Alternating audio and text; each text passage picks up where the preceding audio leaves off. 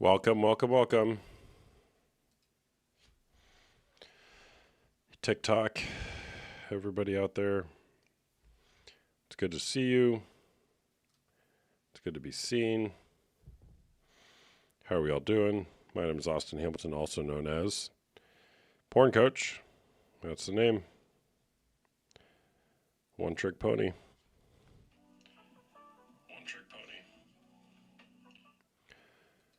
All right. We're here to talk about. We can talk about whatever tonight. But how about we talk about porn? Okay. Sounds good. Oh, D's Nuts 6 is here. Great. Feel much better about the world. Feel like it's a little feisty the last few nights, so whatever. It is what it is. We're back, though. My lips are very chapped. Oh, someone wants to join as a guest already. Adriana, hi there. How you doing? Casper, hi there. How's it going? Hi, can you hear me? Yes, I can. What's up? So, I think it's cheating because, you know, if you're wanting to look at somebody else and you have somebody, to lust for, I feel that it is cheating. Now, some people may think it's not cheating, but it is, especially if you've had trauma and everything and you've told your spouse or boyfriend, whatever, that how porn affects you and how it makes you feel.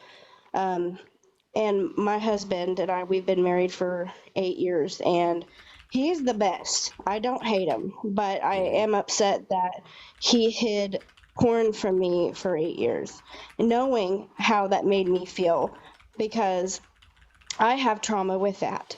And I am the most insecure person, I'm not going to lie. And Mm-hmm. I have a reason to. And, some women might think, oh, well, it's not cheating. It's not cheating. But if you haven't been through what I've been through, you understand how that would make you feel. So, um, Hmm. What have you been through? and, um, things at a very young age. And so it's something that, you know, and if you don't look this way, then you're not pretty or you're not good enough. Or, Oh. I've been told things like that. And any relationship in the past I ever got into, they would watch it before doing anything. And it always made me feel like the ugliest person in the world, because since I was a child, not to get too deep, but since I was a child, I have been told how ugly I am and how this and this. And so that's implanted into my head. And Hmm. so whenever my husband did that and lied to me, it really made me feel like the ugliest person in the world. Hmm. And Yeah. so it may not be like that for everybody, like cheating or whatever, but if you've been through something like that, then you know it is very rough. It makes you feel like shit. Excuse my language, but um Yeah. No, I got it. Yeah, I'd actually prefer you use a stronger word to describe your feeling because there's a deep feeling right. there. Absolutely right. And I know I'm not trying to keep you on, like, bother you too much or anything. I know you You're got other not people bothering me. that I appreciate that.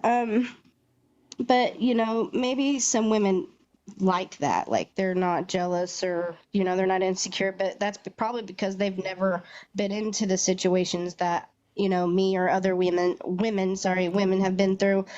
And so Hmm. but in reality, if you think about it, if you're going to be lusting over a real person over the screen, over the person you're with, it is cheating, especially if you keep your mouth quiet.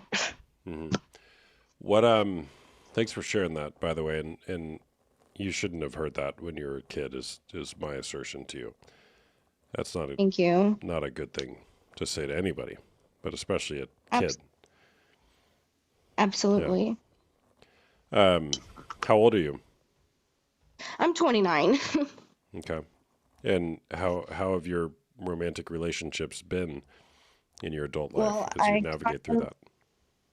well, after that, after finding that out, I kind of avoid you know what because I don't feel comfortable now. It took me actually 6 years of our marriage to feel comfortable and to believe that someone actually loves me for Mm, who I am or what I look like.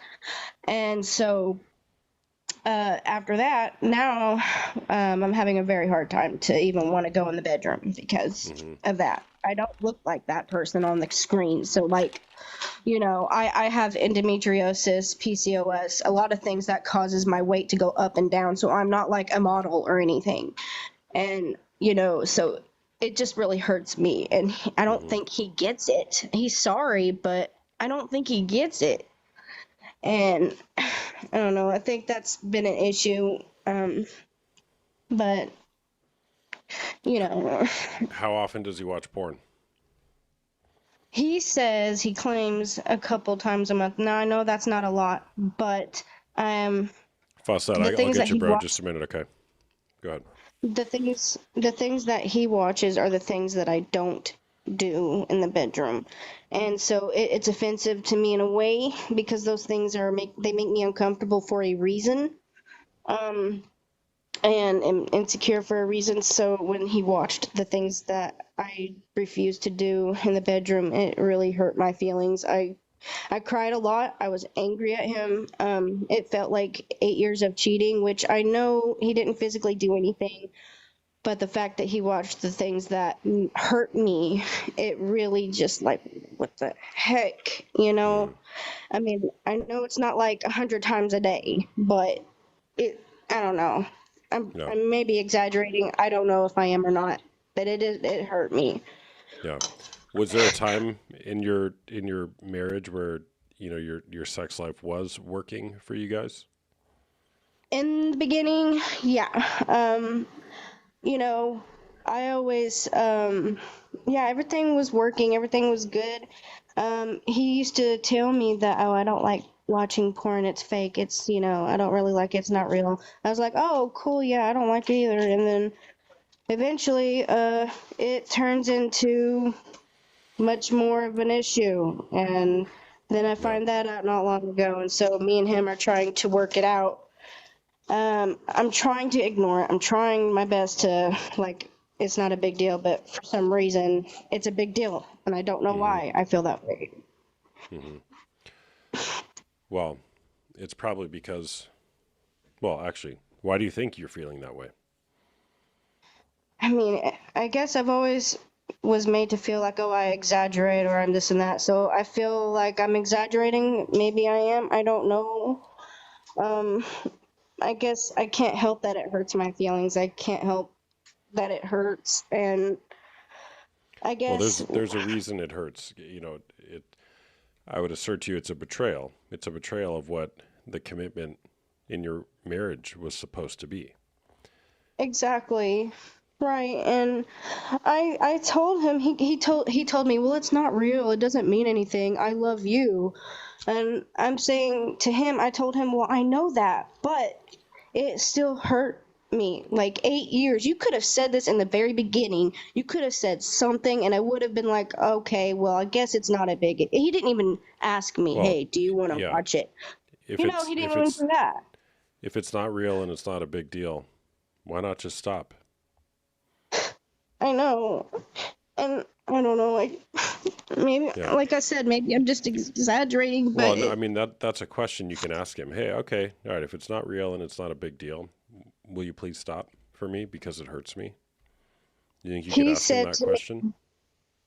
he said to me, it's because, well, I don't want to bother you because I know you don't want to do it again. And I'm like, because honestly, I'm not trying to be too TMI or anything like that, but I don't like doing it all the time because I do suffer pain with the endometriosis that I have. So I Hmm. don't always want to do it. And he claims that he doesn't want to bother me, so he does that. And I'm like, well, why do you have to keep it a secret then if that's the case? Why couldn't you have freaking told me? Hey, Yeah. can I, or, I'm watching this and, because I don't want to bother you. No, he didn't. He kept it from me for 8 freaking years. You could have just told me. If it was not a big deal, then you could have said something to me. Yeah. Yeah. And instead, he kept it. Well, that's tough. I mean, that really is a hard thing in marriage when one person, either they don't feel like it or there's a medical thing getting in the way. I mean, that is a tough thing to navigate. There's no doubt about that. Absolutely. Right. Yeah. Right. I don't know what the right answer is for you. No, I understand. It's okay. Yeah. But having a conversation about it openly and honestly with one another about what each of you are wanting, and maybe different paths forward. There are alternatives that can be done that don't involve pornography. Absolutely. Right. I agree with you. Yeah. Right. Well, I'm sorry you're going Thank you through for that. Yeah. Thank you for sharing. It's okay. Yeah, Yeah. thank you. I'll talk to you another time, I guess. All Yeah. All right. Take care. Bye-bye. right. Bye. I'm going to join from my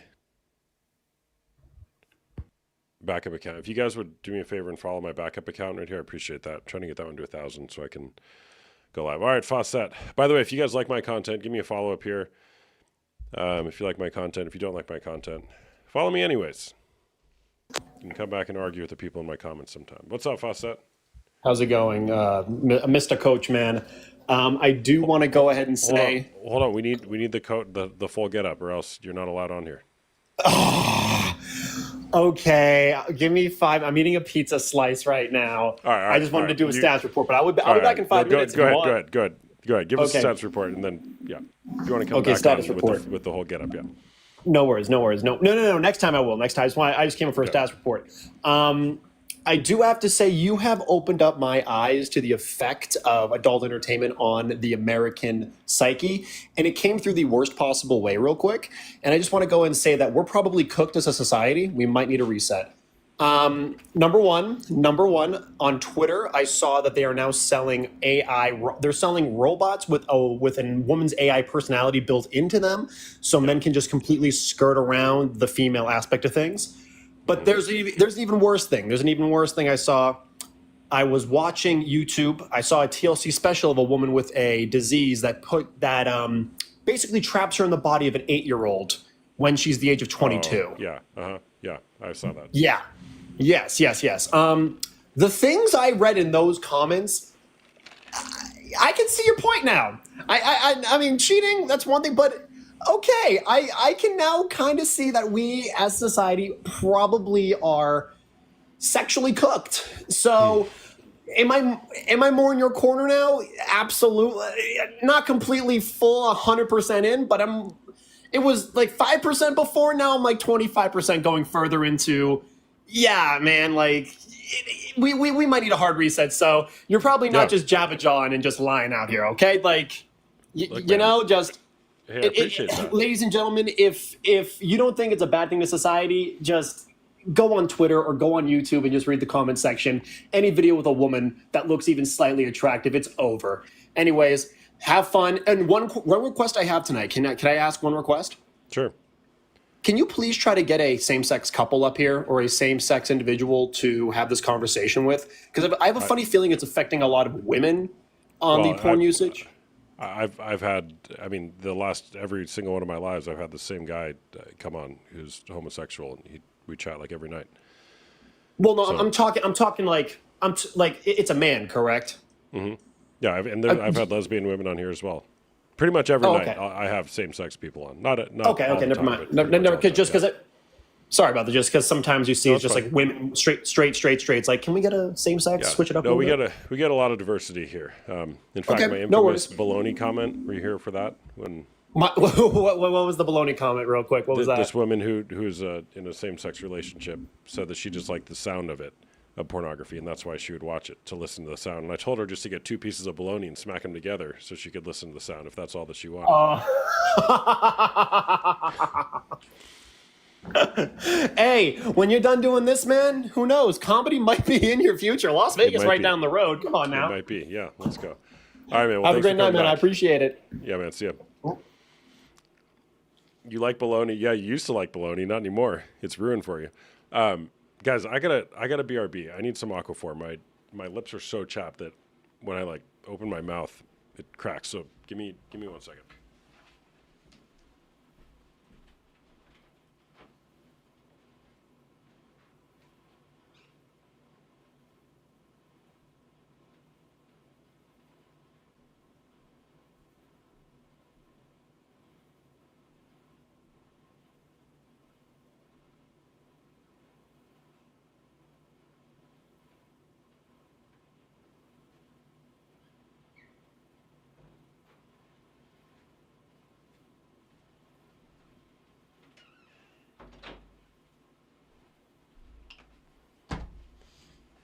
All right.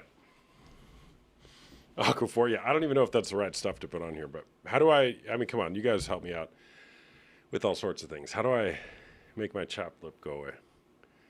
Hurts so freaking bad. All right. My man always thinks this live is BS and that every man thinks and does the same thing with that stuff. Is he there right now? Let's get him on here.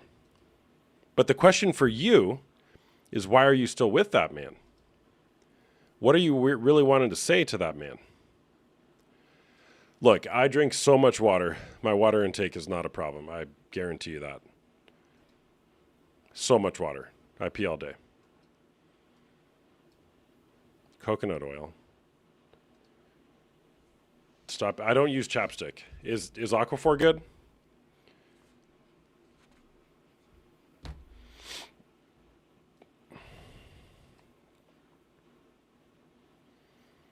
All right, let's bring a dude on here. Anybody? Actually, here's something I want to do.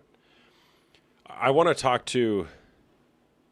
We'll see if this actually works, but I wish I was enough. Gen Z, you are enough. I don't know who you need to hear that from. Don't believe it because I'm saying it. Believe it because it's true. Okay? For anybody out there thinking you're not enough. And by the way, this goes both ways. If you've been betrayed or if you're stuck in an unwanted sexual behavior, the core feelings are very similar.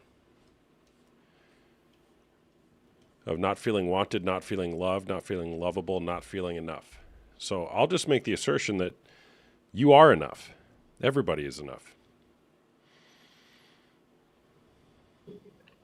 Hey, how are you? My big forehead 69. What's going on?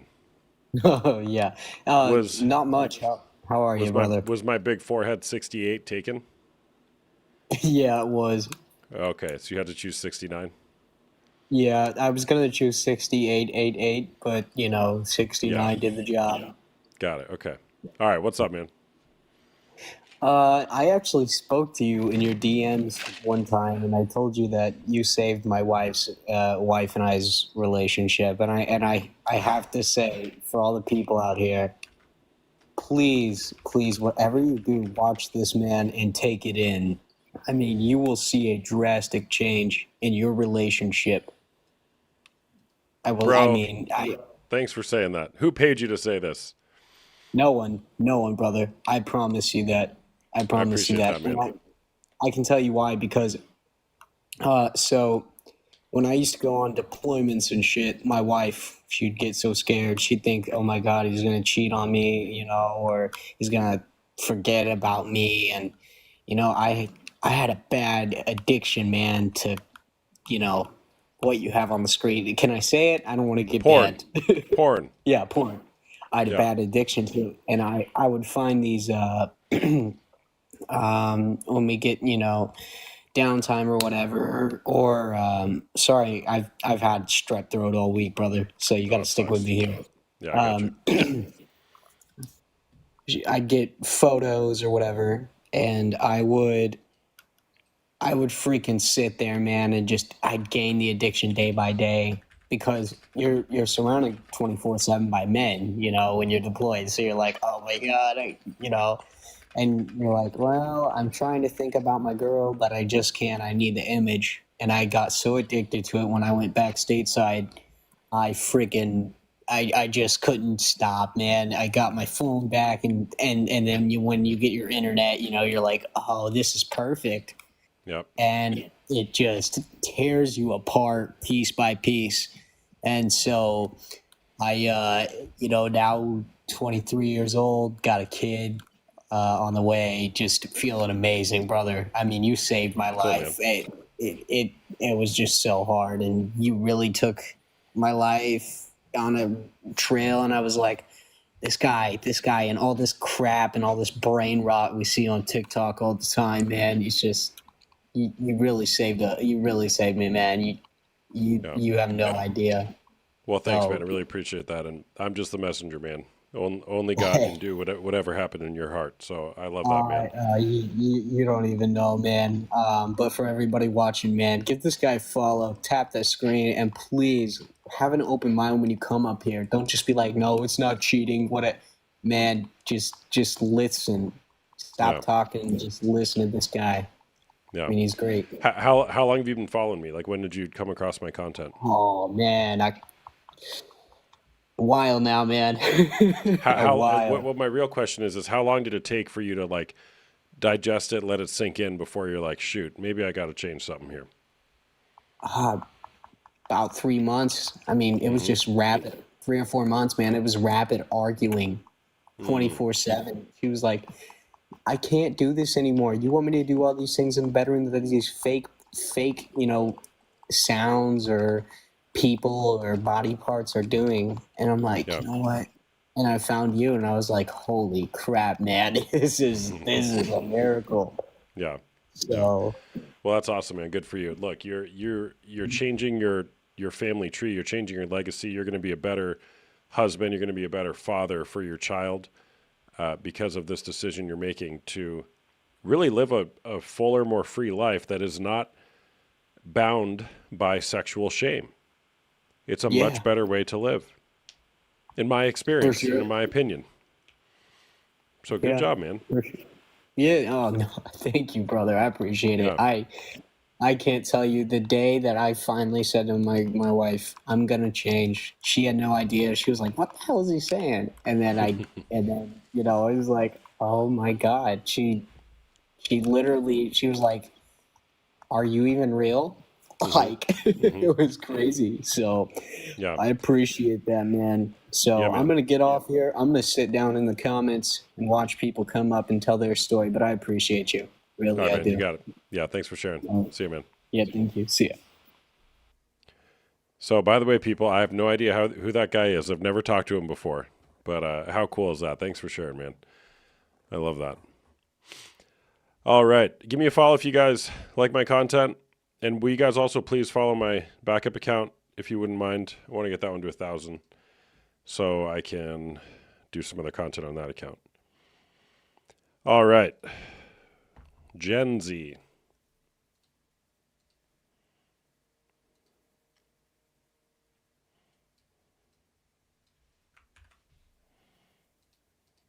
Gen Z, are you there?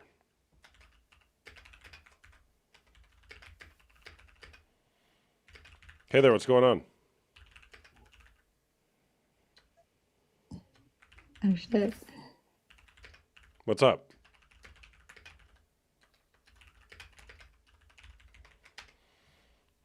Gen Z, are you there? I heard you say, oh shit, so I know somebody's there.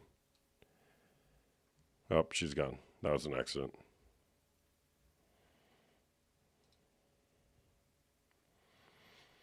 Chris Canterbury.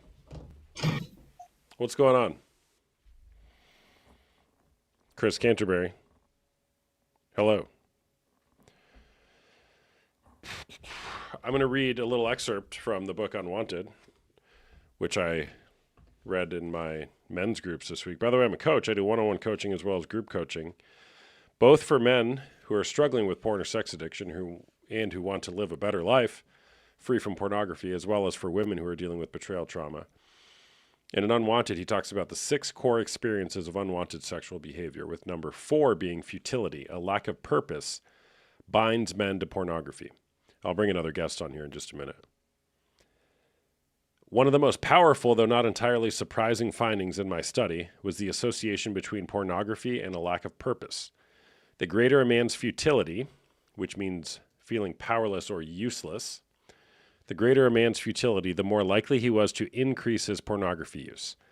In fact, men were 7 times more likely to escalate their pornography use if they lacked purpose in their lives. These men felt as if the work they did was meaningless. They struggled to find a sense of purpose. They looked back over their lives and saw many failures and often felt unmotivated. So, futility, there's a connection between futility, the lack of pointlessness, uselessness, and increased pornography use. And the great Viktor Frankl said, life is never made unbearable by circumstances, but only by a lack of meaning and purpose. He also says, a man who lacks purpose distracts himself with pleasure. So the question is pornography the problem, or is your lack of purpose the problem?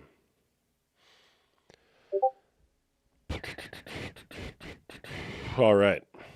Who's next? The future is bleak. Humans have sex. Why is this a debate? Watch or don't watch?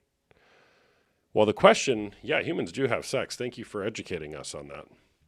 The question is it normal or natural to masturbate while watching dozens or hundreds of other people have sex? What's up, Krista? It's our great.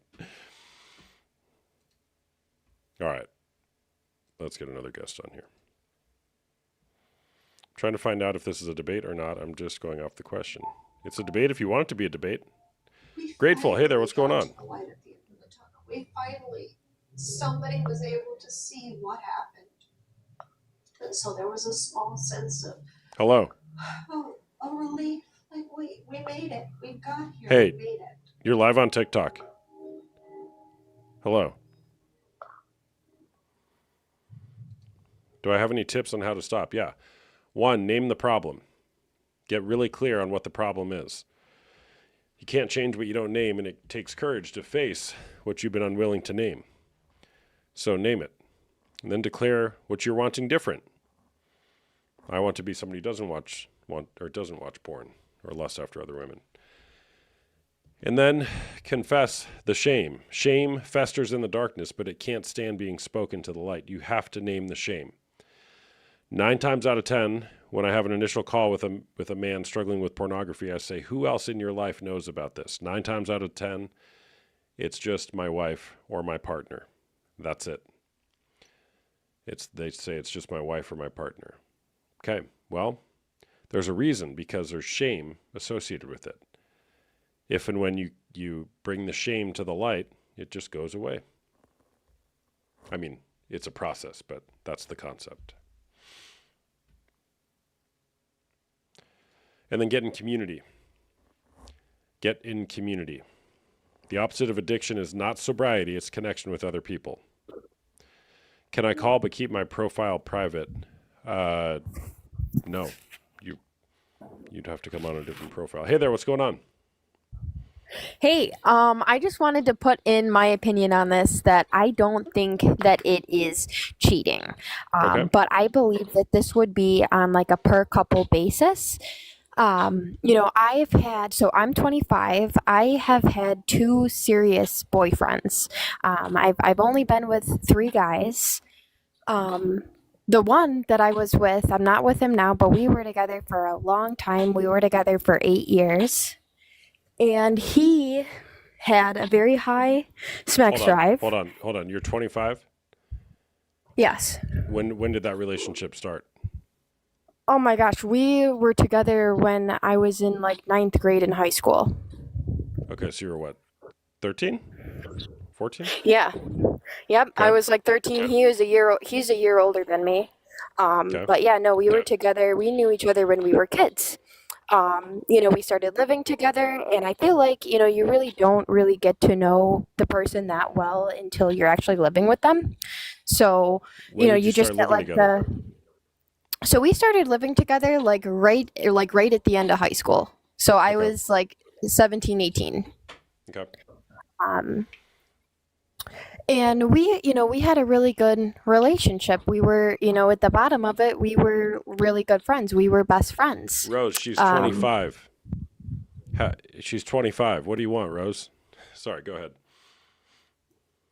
but anyways, so, we lived together and, we would, do the thing. But then after a few years of living together, I didn't know it. I was innocent to it. He was watching porn and he would go in like another room and he would hide it from me. Um, and I didn't even know that that's what he was doing. So, Mm-hmm. so when I found out, at first, I was upset because I had the feeling of, what? This guy, he's hiding stuff from me. I had the feeling of thinking, am I enough? But, we had a long talk about it, and this is how I feel about it now is that, I don't think watching porn is necessarily a good thing. It's really I not. forgive you, Rose. Go ahead. Um, I don't think it's a good thing to watch it, but here's the thing: is that guy he had an extremely high sex drive that I couldn't keep up with. Like I feel like I'm pretty average, but he could just do it like 10 times a day. Like honestly, he probably should have he should go and get checked. Um, but so I couldn't keep up with him, and I figured, what, if that's what he wants to do, it's not like he's going out seeing girls that he knows. He just wants to see something, and men are visual creatures. They want to see something. So and I didn't feel like it really affected our sex life at all. We would still do stuff. It's just, when I didn't want to, go ahead. If you want to do that, do what you want to do. He's not going out seeing girls. He'll never see those girls in real life. Um, guys, that's how a lot of guys are. So I didn't get mad about it. The guy that I'm with right now, he actually has a way lower sex drive. I think it's actually lower than mine. And when we first got together, he told me, oh no, I don't watch that. Like, I don't do anything. Like, I don't masturbate. And I'm like, what? Like, you're lying. But he really doesn't. He really doesn't. So that was kind of a different thing for me too, because you would think that a lot of guys, like almost all guys, do that. Another thing that my ex did is I found him, he was on Instagram with a group of his friends, and they would send pictures of each other, of just like screenshotting bikini pictures of girls online on like Instagram and girls that they knew. To me, I don't consider it that cheating because the girl had nothing to do with it. And that's why I don't consider porn cheating, is because those people, they don't know your dude. They'll never know your dude. It's not the same thing. But here's the issue of it though. The issue that can occur is that if you are a woman and you are in the slightest bit insecure, then you will not be okay about that at all, because you would consider it as, well, how can he look at that and then want to be with me?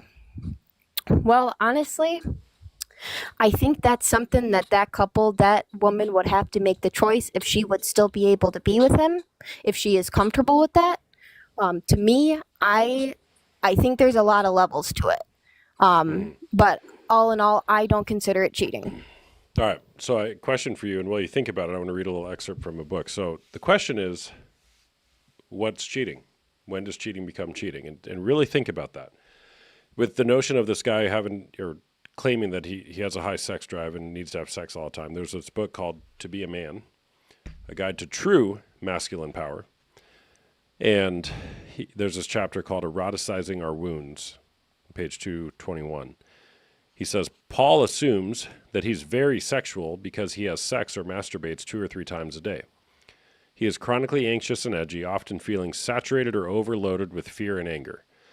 Rather than working with this, he channels his surplus emotional excitation into his sexuality, finding considerable energetic release through doing so, using his ejaculatory capacity as a kind of discharge valve for his unwanted emotional energies. In this, he is reducing his sexual partner to little more than an outhouse for the energies of his anxiety and anger. He is, in short, eroticizing his need to rid himself of his emotional tension while viewing himself, perhaps with pride, as having a very strong sex drive. So, translation, maybe it's not actually a very high sex drive. Maybe it's a misplaced use of getting emotions out there that could otherwise be handled in a different way and using the partner as an outhouse, so to speak. And you get the analogy he's making. So, with that, I would ask you, what is cheating then? When does cheating become cheating? So I can definitely understand what you're saying, but I believe cheating becomes cheating when you're actually like talking to another person. Like cheating is, let's say, if me as a girl, like, and I have a boyfriend, let's say if I started flirting with guys out in public or sending messages to people I know, like other guys that I know, and started saying, like, hey, do you want to go out? Or hey, you're very handsome. And then what does that lead to? That's the start of cheating, flirting. Okay. You know what I mean? Going Okay, out of your way to actually flirt with that person. That former partner you had, what do you think he was thinking when he was exchanging these bikini pictures of other women? What do you think was Boobs. going on inside his heart? Boobs. Honestly, boobs. Like not too much thinking at all. What about Really, them? actually. What about them? What do you think he was thinking about them? Because all that is just fat. You know what? I think that it's just a thing that, What do you think he was some wanting to guys do are like with that. What I think it is that it's honestly, it's a natural thing that people have. That you have. You have a sex drive. I think that's really what it is. I don't think that it's anything emotional. I think it's just the nature of I it. got it. Nobody disagrees that sex drive is natural. The question is, what do you think he was thinking about when he was lusting after, presumably getting aroused by bikini pictures of other women who weren't you? What do you think he was thinking about? Honestly, I think that he was probably just thinking, oh my gosh, boobs. Wow, those are big boobs. They're probably thinking, oh, I'd like to, see those boobs. But guess what? He never will. Well, he literally was looking at them. And so you don't have a problem with that with your partner who claimed to be committed just to you? So I think that, you know what? It is natural to always look. If you have two eyes, you're gonna look no matter what. But it's what you do. Because it's it's kind of the comparison of. Correct. You It's can't help the not what first look, happens but to you; it's what you do with it. yes, you can't help the first look, but you can help the second look. And I would assert, if you're committed to your partner and you did make a first look, the most honorable thing to do for your partner would not be to prolong the looking by exchanging the pictures with your buddies. I think the most honorable thing to do might be something like, you know what? I've got a partner who I'm committed to. It's not honoring for me to continue looking at these parts of this woman. And I agree. And I was extremely upset with him when he did that, considering the one friend was engaged to a girl. So that was about 6 months before they got married.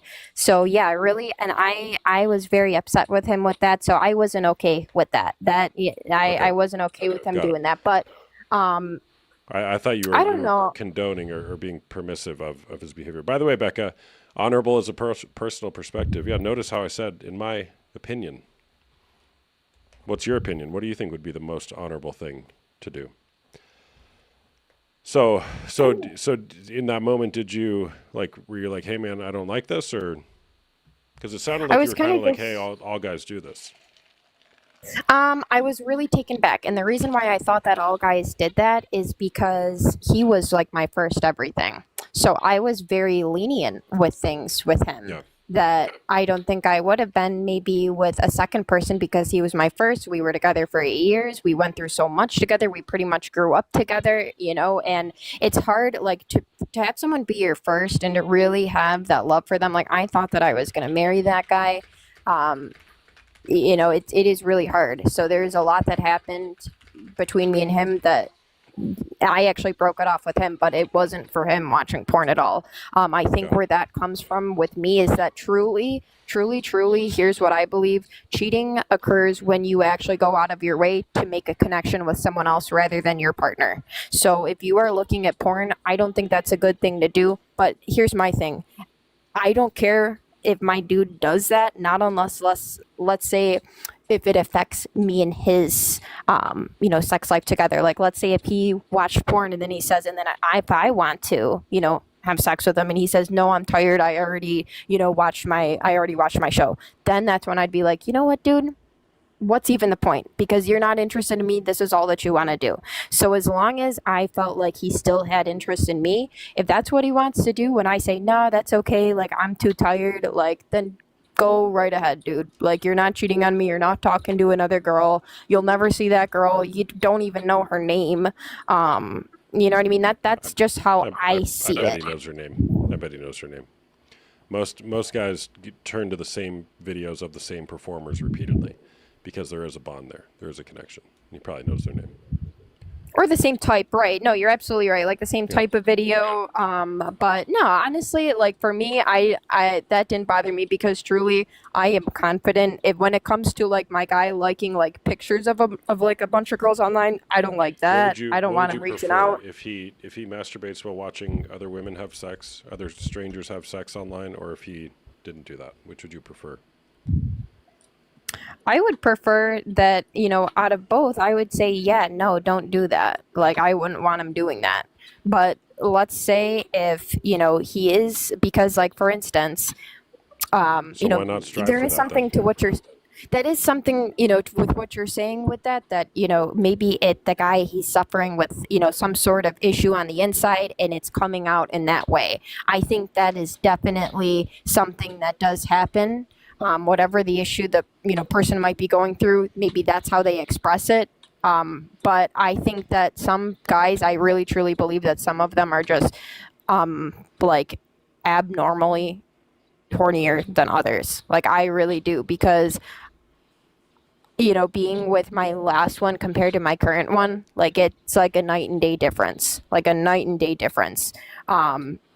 So I don't know. I would prefer it not, a guy not to do it. I think it's not really a good thing to do, but it's not the worst thing, and I don't consider it cheating.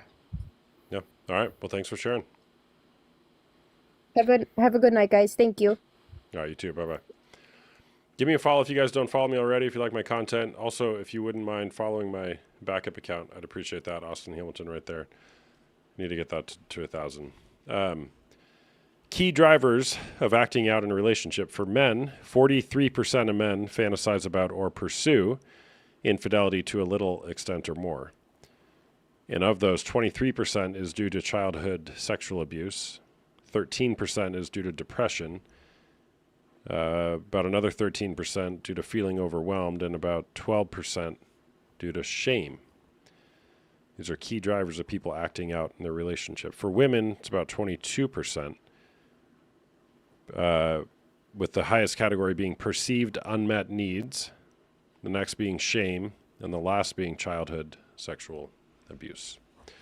There's always a reason why people turn to pornography or acting out in their relationship.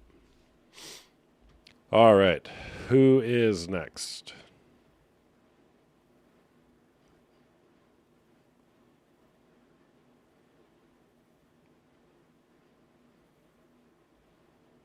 All right. I got to just close my eyes and pick one.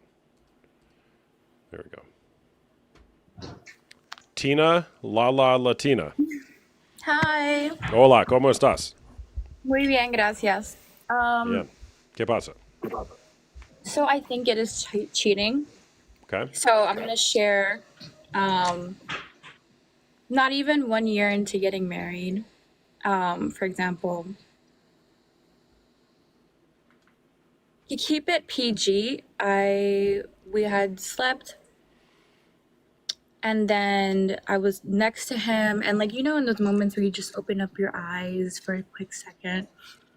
And I was totally available for him, basically didn't have any pajamas on from the night before, and I just feel the bed shaking, and he's watching it and also playing with himself, and then I just went into shock and I didn't even say anything. Anyways, that whole act of it made me totally disconnect from him because I was well, we are like less than 24 hours ago.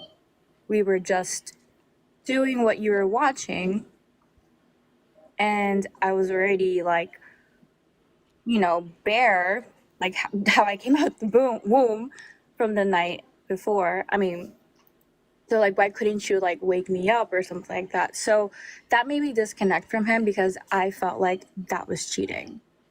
So fast forward 2 years now, with someone that I ask, hey, like, have you watched porn or do you watch porn? Because like, we live together and whatnot. And he's like, no, why would I? I have you and stuff like that. So it depends on the person. And I come from a background where they taught me that when you lust after something other than your partner, then that's cheating, regardless if it's physical or not. It's just like it starts with a thought. So if someone comes to me or like whatever, someone says like it's not cheating because like I haven't done anything with them, I don't know them, they don't know me, and this is their job, and like I'm just releasing stress. Like, no, like that's a cheap answer. There's something psychological behind all of that. And it's not normal. And I refuse to be with someone who sees it that way. Oh man, well I'm sorry you went through that. You said you were married to that person. Yeah, like not even a year.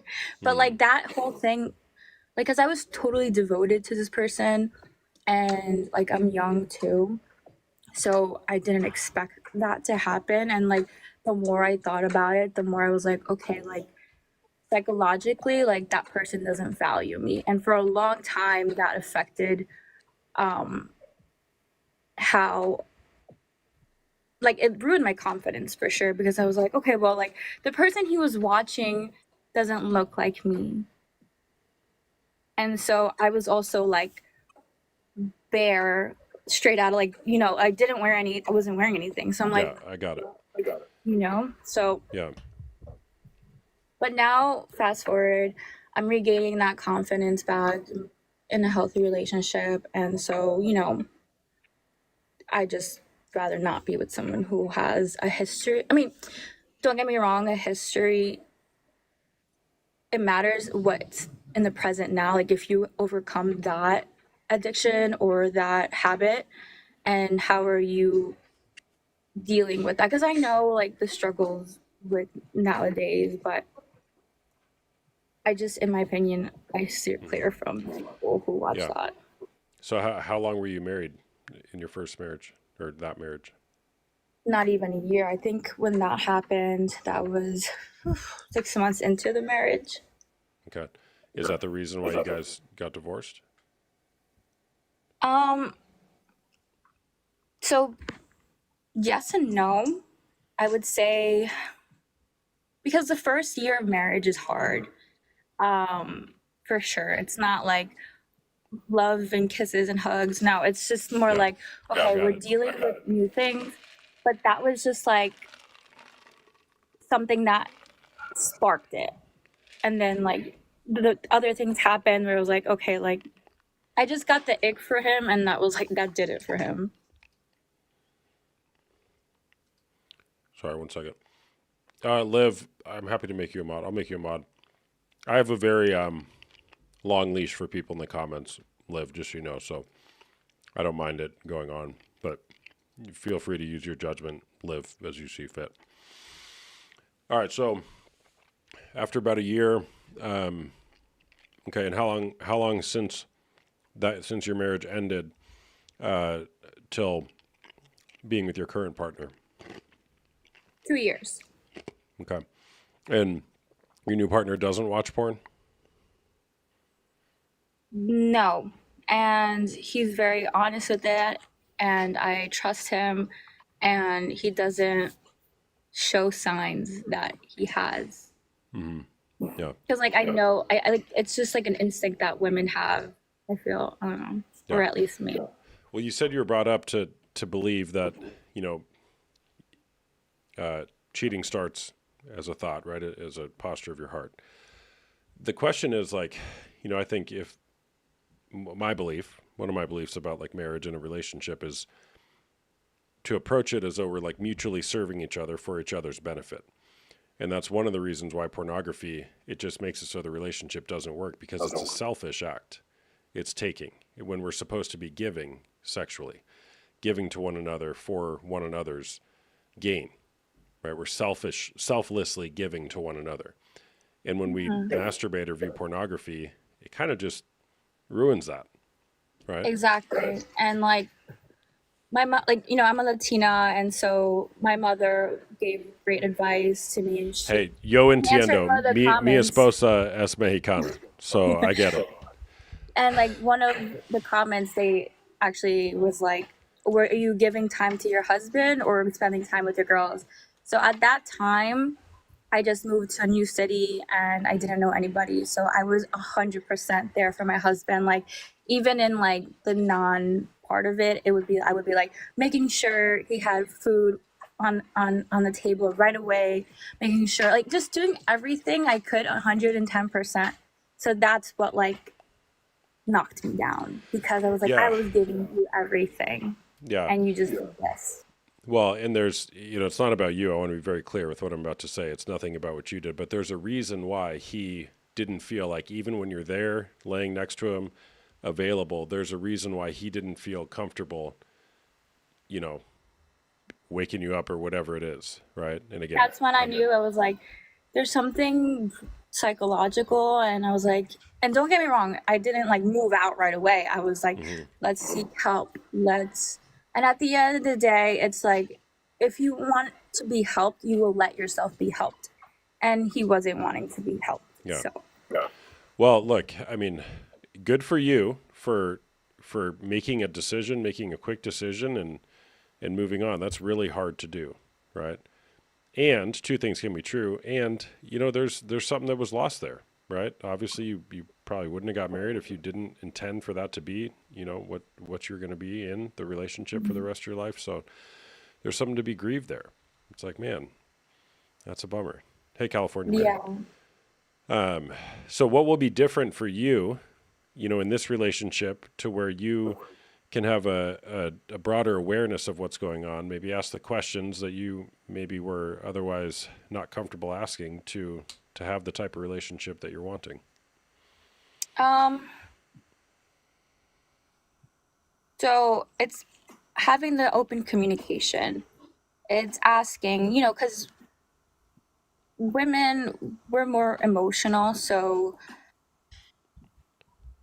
we're emotional. So for me, it would mean so much because it's love languages. And for me, it means so much that after cooking, he cleans the dishes or like helps me out with laundry or just like does things for me, like acts of services.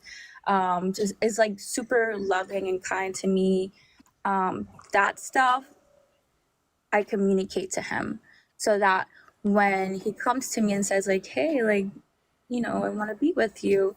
I'm like, okay, great. Because I'm not going to put myself in a situation where like, all right, like I'm just going to be always there for you, because in reality, we're humans and it's impossible to be like always there for them. So I communicate to him and he's amazing with that. He takes back the feedback.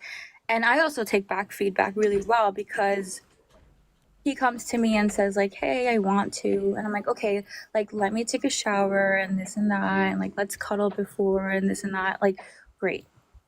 So I think it's communication and being open Yeah. and honest. Yeah, that's great. And it sounds like you want to be appreciated through words. Words of affirmation is a love language of yours. Here's the thing with love languages. It goes both ways. It's like sometimes, I've been married 13 years. Sometimes we could say she shouldn't have to, but sometimes she's got to remind me of the way she wants to be appreciated. And similarly, sometimes it's not her natural gift. I got to remind her, here are the things, the ways that I would want to be appreciated.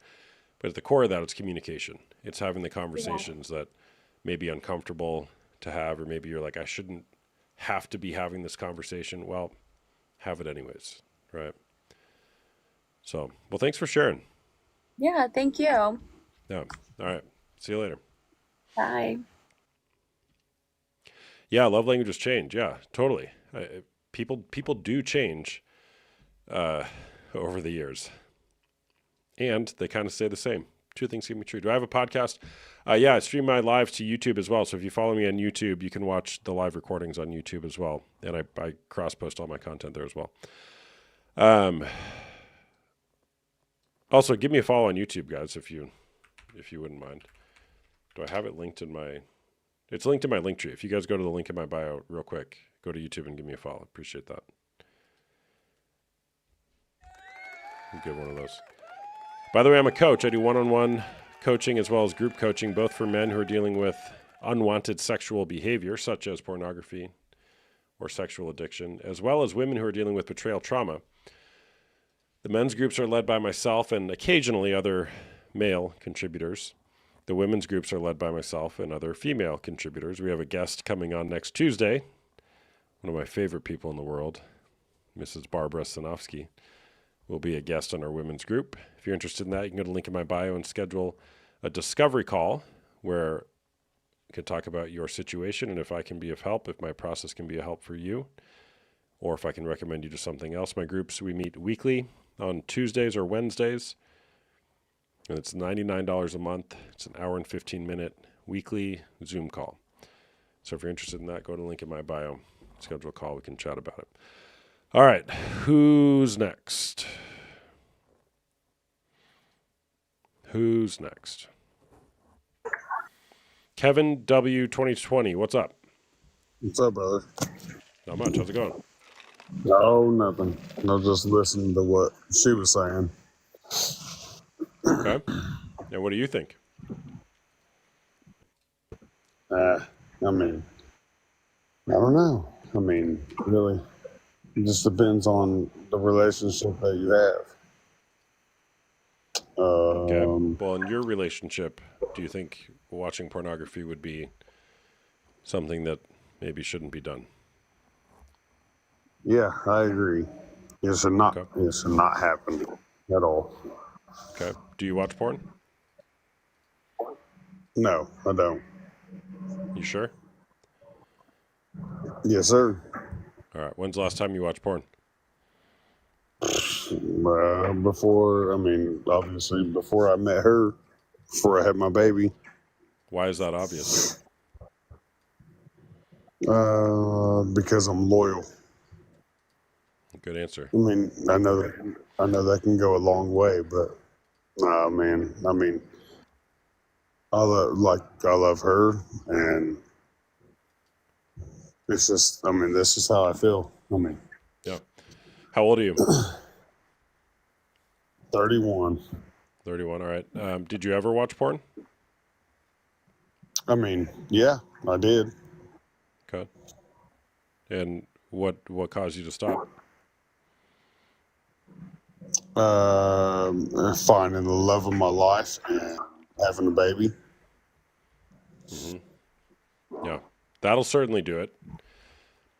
That'll certainly do it, though it doesn't always do it, as many of the women here could probably tell you. Yeah, but, I mean, I have 4 kids. I mean, I have 4, but I mean, and I watched it whenever I was with my ex-wife just because I was unhappy. But whenever I found her, I was super happy, and then had a baby, and never ever did it again.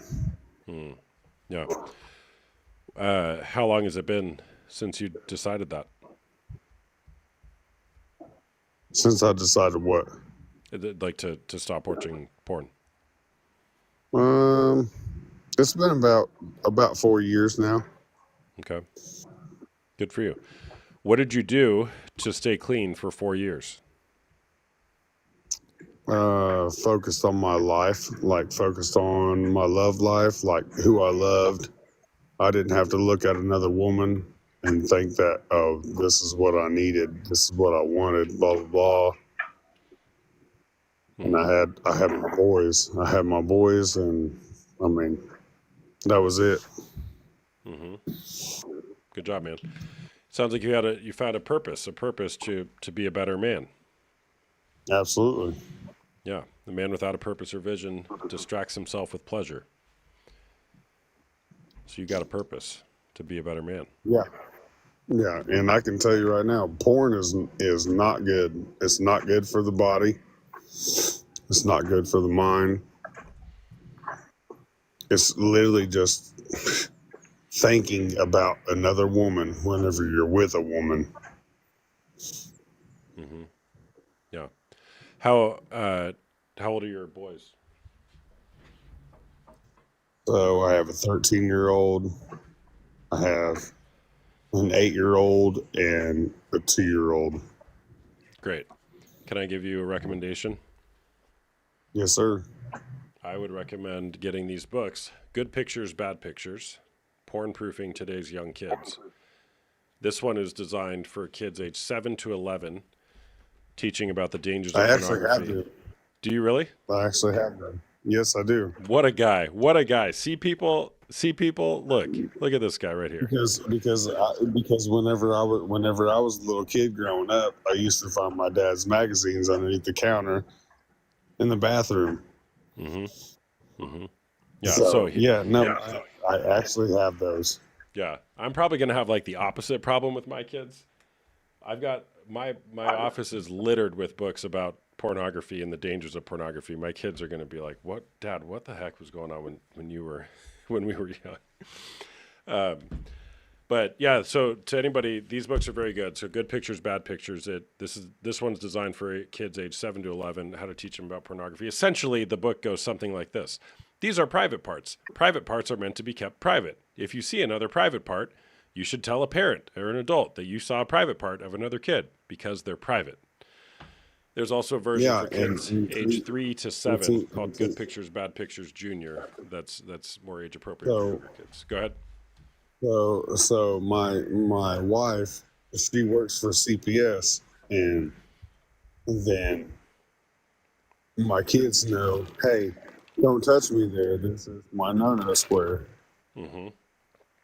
Which I know people are against that, but I'm not. Yeah. Yeah, Becca, age 3 to 7 about porn. Here's the thing. If you don't talk to your kids about porn, some bimbo on the internet will. Or some bozo, whatever the male version of a bimbo is. So I'd rather be the one talking to him about it. And talking about it. Exactly. Talking to him about it from a, hey, be careful about this. Yeah. And they're very age appropriate. I was very skeptical as well. But when I read these books, I was like, they figured out a way to make this age appropriate for 3-year-olds. So full disclosure, I haven't read this one yet to my 3-year-old. I'll probably give it like another year or so, but my other kids I have. All right, man. Well, hey, thanks for sharing. I love it. Appreciate you. Absolutely. All right. Later, bro. Later. The web is weird. Yes, it is. Guys are just visual and women are insecure and want to hide. What a great take. You want to come on and chat? Team Highway. Look, Sunshine Mike, I see you. There's 26 people waiting right now, and I just take people when I take them. So it's like pretty much random because there's no way for me to. So, yeah. Explain to my husband a bit what you think. Is he there right now, Claudia? I'd be happy to chat. Bring him on. Hey, hello, no username. Hi, can you hear me? Yes, I can. What's up? Okay, I guess I wanted to give my own take on this. Okay. I personally do believe that porn is cheating. Okay. And I also believe, I guess it's based on your relationship and what you feel like your boundaries are. Because I do have a best friend, and her and her relationship, they allow that. But personally, I have been with my boyfriend for 5 years now, and it is not allowed. Mm-hmm. And he also agrees that it's not allowed because he would not want me. Are you 18 or over? To another man. Yes. Are you 18 I'm or 20. over? Yeah. Okay. So, and we've been together since we were 15. Like I said, we've been together for 5 years.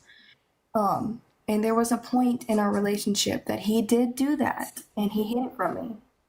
And, whenever I figured out about it, it was very, I guess, heartbreaking because he had told me at the beginning of the relationship that that was not okay or acceptable. And then he went to do it. And he admitted to it being wrong and that he knew it was wrong because he didn't want me to know about it. And he would delete it from his browsing history and stuff like that, you know. And he felt guilty every single day, but that he would go back and do it every night. But he would feel guilty about it right after. And Yeah, that's a so, shame yeah, talking. yes. And it is very, I find it very shameful because, you know, if I'm right here, why are you having to get off to another woman? And another thing is, I've been on your live for a while now watching, and I've heard other women talk about the women that they be watching looks nothing like me. And Yeah. that was something that I related to because the women, you know, I guess I was actively like on his phone, but I never went through his phone because I completely trusted him until he came out and just felt so bad one day. I guess, you know, he told me. And then I was like, what? You know, so I went through it and I saw the videos. They were still open. And I just never went through to look. And that's what broke me the most was seeing women that looked nothing like me being Yeah. in his like history and his videos. Like they were still open, like played halfway through. Like, Are you still and with it's him? just like, yes, we have worked past it. That was about 2 years ago. Okay. And I'm not gonna lie, like I have forgiven him, but I will never forget that.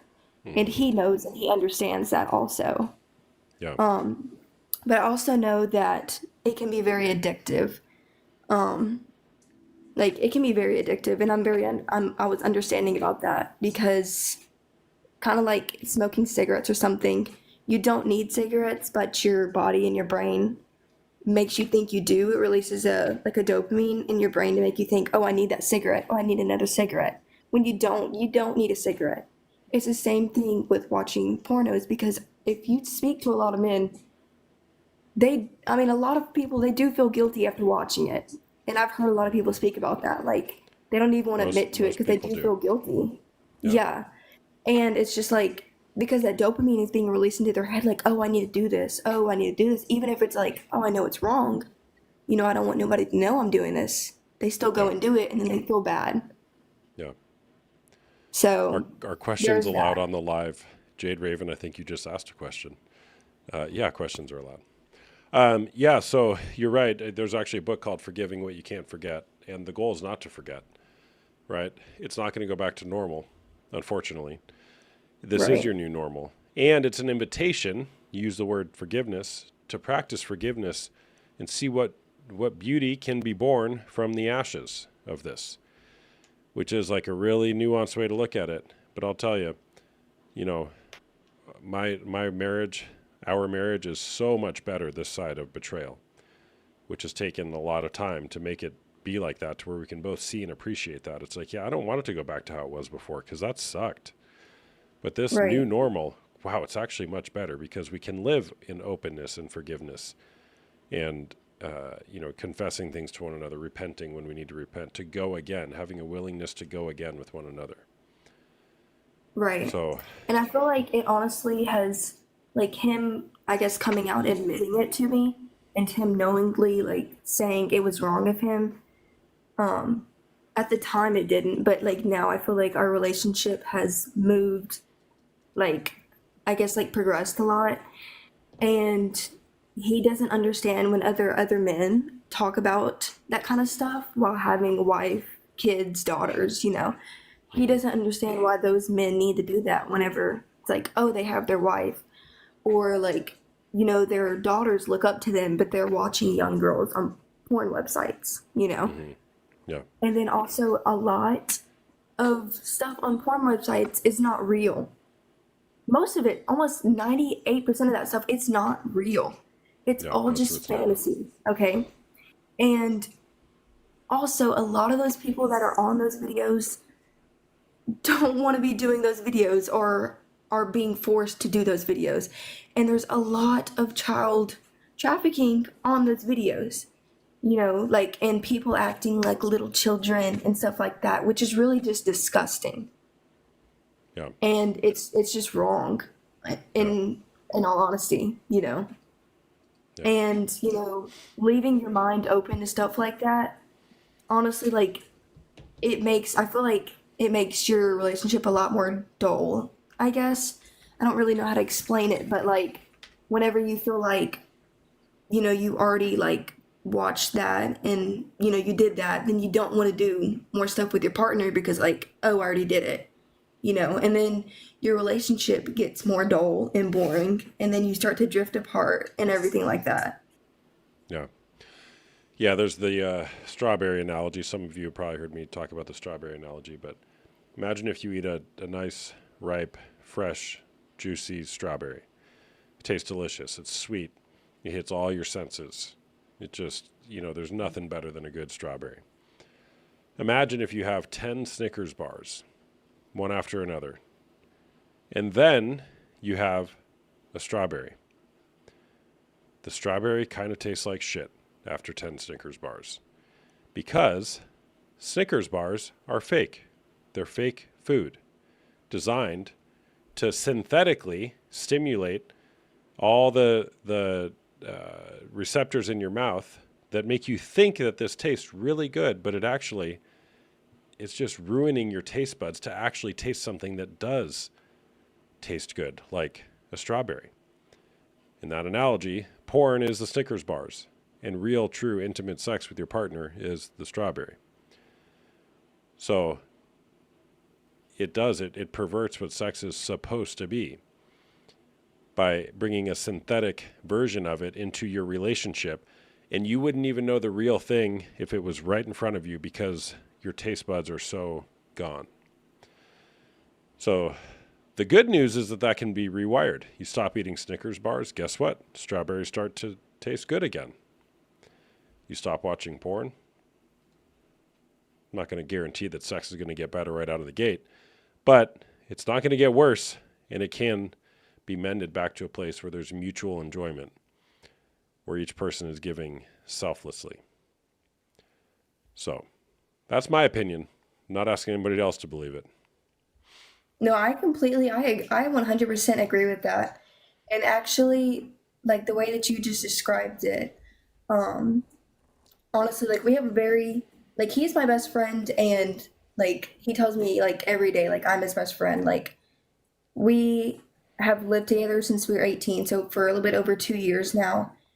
And honestly, like whenever he had done what he did, I just couldn't believe it because he's so truthful. He really is. Like we've been together since we were 15 and he really is so truthful. So I just really couldn't believe whenever that happened. But he honestly, every day he calls me on his lunch break and, you know, he tells me about his day. He's an electrician. And the men that he works with, they do not understand why he's in a long-term relationship. They don't understand why he doesn't watch pornos.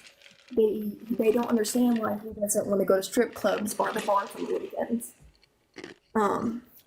And we are actually expecting. I'm 6 months pregnant right now, and Congratulations. so thank you.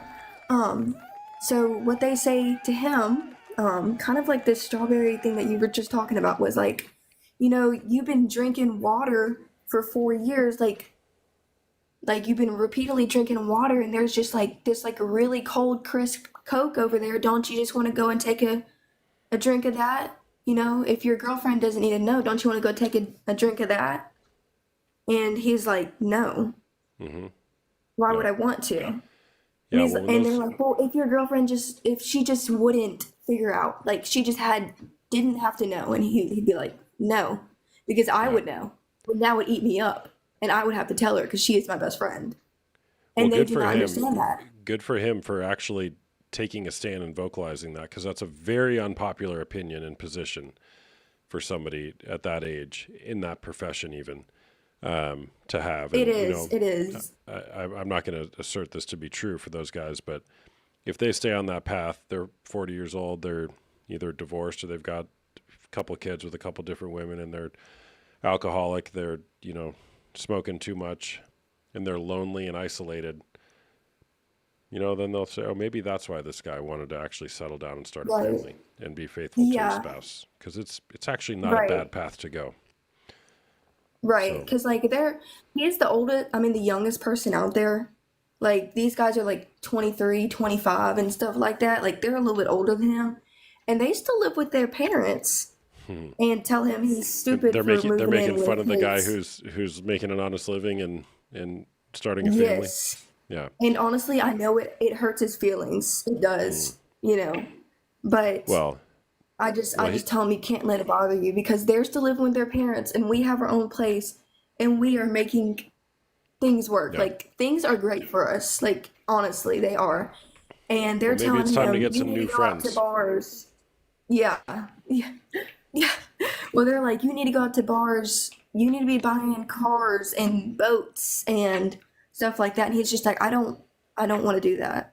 Yeah. Yeah. That's awesome. And they just don't understand. Yeah. All right. Well, thanks for sharing. No username, and congrats on the baby. That's awesome. Thank you. Yeah. Thank All you. right. Thank you for having me. All right. Take care. Somebody said something. Hey, bro. Sorry to interrupt, but I have to ask what webcam is that? It's a Sony FX30. It's not a webcam. It's a DSLR. Hey, bro. Sorry to interrupt, but I have. Oh wait. Sorry. I just read that one. I think asking a man to hide his desires and what he's attracted to will have them hiding. So it's not about hiding desires. It's about not masturbating while watching other people have sex. I was thinking about this. I don't know what the right analogy is, but like, if I saw a woman or a person out in public exposing their genitals or having sex with another person, I would offer to like buy him a jacket or something. Like, hey, do you need a jacket? Like, can I get you a hotel room or something? This is not a public act. In fact, I actually did call. I called the cops once. There was this guy in my old neighborhood, like on the main street near my house. I'm not going to say that this never happens because I've been in some areas of certain cities, but driving down the road and there's this guy, I think he had no shirt on and his nuts were hanging out of his pants. Like his pants were, I think he was on something, right? He was like wearing these really short tennis shorts and they were hiked up so high. I kid you not. It's like nothing was left to the imagination. And so I called the police. I'm like, hey, police, I'm like, I got kids. We walk around this neighborhood. So I called the police and they're like, hey, what's the emergency? I'm like, it's not an emergency. I'm like, well, maybe it is. I don't know. I'm like, there's a guy walking down this road with his nuts hanging out. And I think I said with his nuts hanging out of his shorts. I'll never forget this. The 911 operator goes, what color were they? And I go, the nuts or the shorts? And she started laughing. She goes, the shorts. I'm like, they were green. And I'm like, look, this guy seems like he might be on drugs or something like that because this is not normal. But like, could you guys please maybe just go check on this guy? Because I don't want this guy walking around our neighborhood with his nuts hanging out. So anyways, my point is private parts are meant to be private, in my opinion. That's my opinion. Whether it's out walking around in public or in front of a camera that gets broadcast out to the world.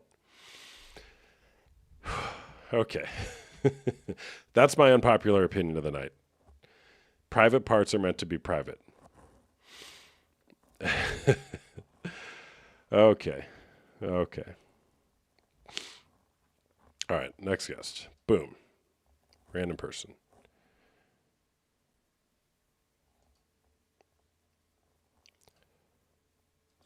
You're welcome. You're welcome for the laugh, everybody. By the way, I'm a coach. I do one-on-one coaching as well as group coaching, both for men who are dealing with unwanted sexual behavior and women dealing with betrayal trauma. If you're a man or you know a man and he is struggling with pornography or excessive masturbation, schedule a call with me. Go to the link in my bio, schedule a discovery call. You know what? I'll do this. I do this from time to time. I'll make it $1. It's usually $25, but I'll make it $1 just for this live. And if you schedule a $1 call with me and don't show up, the next live I do, it's going to go back up to $50. So don't ruin it for everybody. That's why I have a price, because otherwise people schedule calls and don't show up. And it is the most freaking annoying thing ever. So there we go. For the rest of this live, it's $1. I also have groups for women who are dealing with betrayal trauma, the trauma that a woman, a partner, experiences after betrayal. If you're interested in that, go to the link in my bio. 1 rub a day keeps the doctor away. Well, it'll keep the therapist real close, though. All right. I started imitating corn, and now my husband is turned off. I don't understand, because you're trying to compare yourself to something that's fake. You can't win that game. You can't win that battle. It's literally impossible, because you're comparing yourself to something that's fake. 1911 Colt, what's going on? Hey, how we doing? I'm doing good. What's up? Oh, not much. So first, my question is, I guess, why do you think porn is cheating? Okay. I think that if you're in a committed, monogamous relationship with another person where you've said something like, I love you and only you, mind, body, and soul, till death do us part. I think if that's the agreement or the commitment that you've made in the relationship, if you deviate from that commitment, whether it's with another person that's on a screen or not, I think that goes against the agreement and is therefore cheating. So, if both people are okay with it, do you still consider it cheating? Well, If they're based on both what I just said, what do you think? Well, I mean, cheating to me would indicate lying and deceitfulness. So if both partners are okay with it, I wouldn't consider it cheating, would you, at that point? Well, I just gave you my answer. Maybe I misunderstood your answer. Great. I'll say it again. If you're in a committed monogamous relationship where you've said something like, I love you and only you, mind, body, and soul, till death do us part, if you deviate from that, whether it's with a person on a screen or otherwise, that goes against the agreement, it goes against the commitment, and therefore is cheating.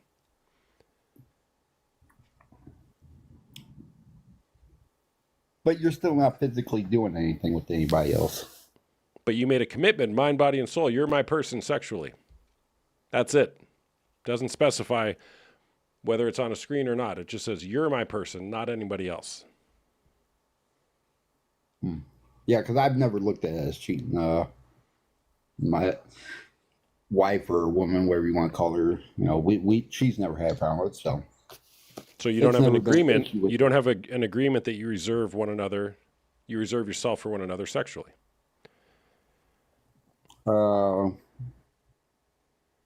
Now I would say yes. I mean, always, with our communication, I mean, we've had extra partners in our relationship. She didn't mind females, and I, of course, didn't mind females. So we've you're in had a people in you're in a monogamous relationship. Or, I'm sorry, you're in a polyamorous relationship. for most of our time. Yeah, we've been together 25 years. We got 3 kids, 3 grandkids. Yeah, I got it. But do whatever you want. I'm not asking you. I'm telling you, Right. based on what you just told me, you're in a polyamorous relationship. Most of the time. I mean, we've cut that out. We've changed. We've evolved. Okay. So you used to be in a polyamorous relationship, and you're not anymore. I'm going to say yes, even though I don't know that word. I don't know the definition of that word. Oh, no problem. Polyamorous means many sexual partners. Okay. Yes, we definitely have had that. Got it. But now you're monogamous, where it's just the two of you. Yes.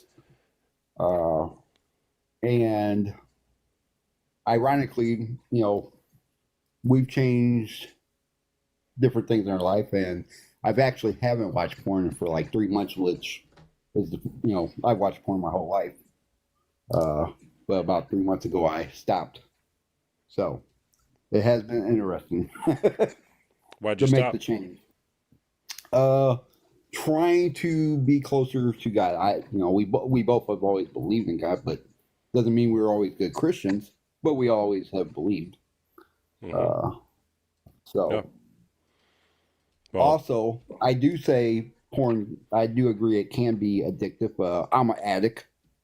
When I was younger, heroin, cocaine, LSD, all the good stuff. I've done that. And then when I quit doing that, I was an alcoholic at a fifth plus a six pack every day, and I've been clean and sober for over almost about 10 years now. So good for you, man. Let's go. Love that. But and with that, it takes a long time, I think, before you're truly sober. After you stop, I think it takes a while, especially when you've done for that long. Yeah. So as you get sober, I think you make different changes and different thought processes take place in your life.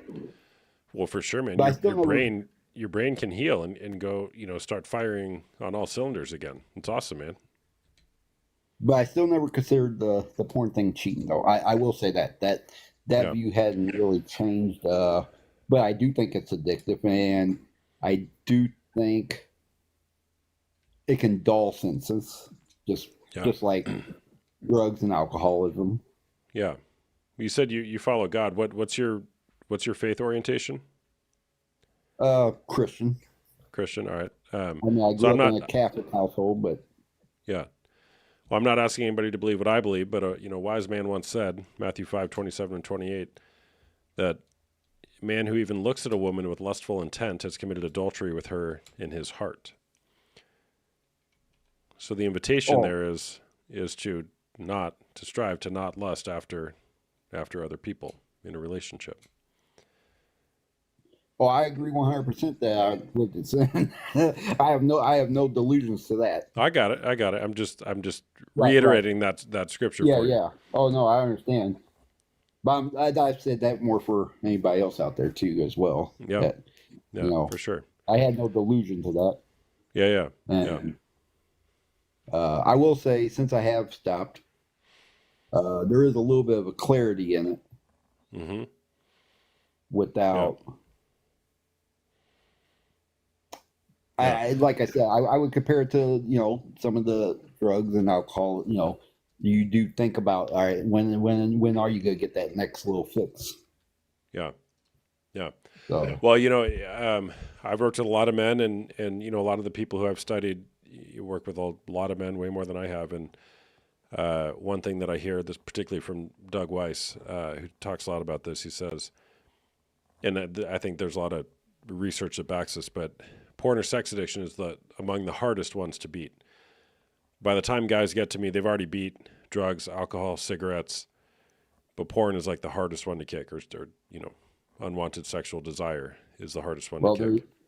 There you go. I kicked the drugs first, alcohol second, and smoking third. Yeah. Well, now and now 3 months clean of porn. Way to go.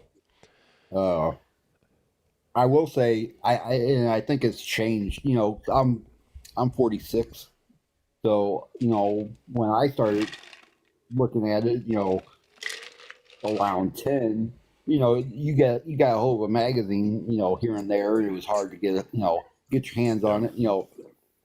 It's a whole different world nowadays. Totally, man. I'm 39, so I was kind of like part of that first generation where, right. I had a computer in my room with internet at 10 years old. And I mean, you dodged that bullet by 5 or 6 years, right? But I mean, kids these days, I think there's actually more of an awareness now amongst parents, even though it's still rampant, because we're dealing with a lot of parents who are stuck with it themselves, so they don't necessarily they're not equipped to go talk to their kids about it. But I think the younger generation actually does, in many ways, think it's a problem. Like, I actually find with younger people, they're pretty open to realizing, yeah, this is a problem, because what they're exposed to around age 11, 12, 13, 15 is it's so clearly wrong. Like, it's like no human should be looking at this. Now, hear me in this, right? The magazines that people your age had 45, 50 years ago, that is so different than what we have now. Somebody actually on my live said it. I love how they said it. They're like, you just open up a browser and you can see into a woman's brain in the worst way possible, if you get what I'm saying. Right. Like, that's just not how this is supposed to work. 12-year-olds should not see this. It sears the brain. You can never get these images out of your brain. And then you do that for 2, 3, 5, 10, 20, 30 years. Well, no wonder we have some of the problems we do. 88% of porn scenes depict acts of physical aggression or violence. And you wonder why these women are like, how many more times is this guy going to try to choke me out before I can say, hey, this is wrong, and he shouldn't be doing this in the bedroom? You shouldn't even let that happen one time. And why is he wanting to do that? Because that's what he sees, and he's been seeing it over and over since he was 11 years old. It's not normal. And it's also, for that kid who was exposed to it, it's not your fault you got exposed to it and got hooked on it. Where were your parents? Easy for me to say, right? I have no idea what went on in these people's household. Well, right? now that's the thing. For me, that was a wide open gate. I grew up in basically a dope house, so I grew up in the street life, so it was an okay date. There was no whole bar for me, so yeah, which doesn't help, and obviously that leads to all kinds of other bad decisions in life. Yeah, but look, man.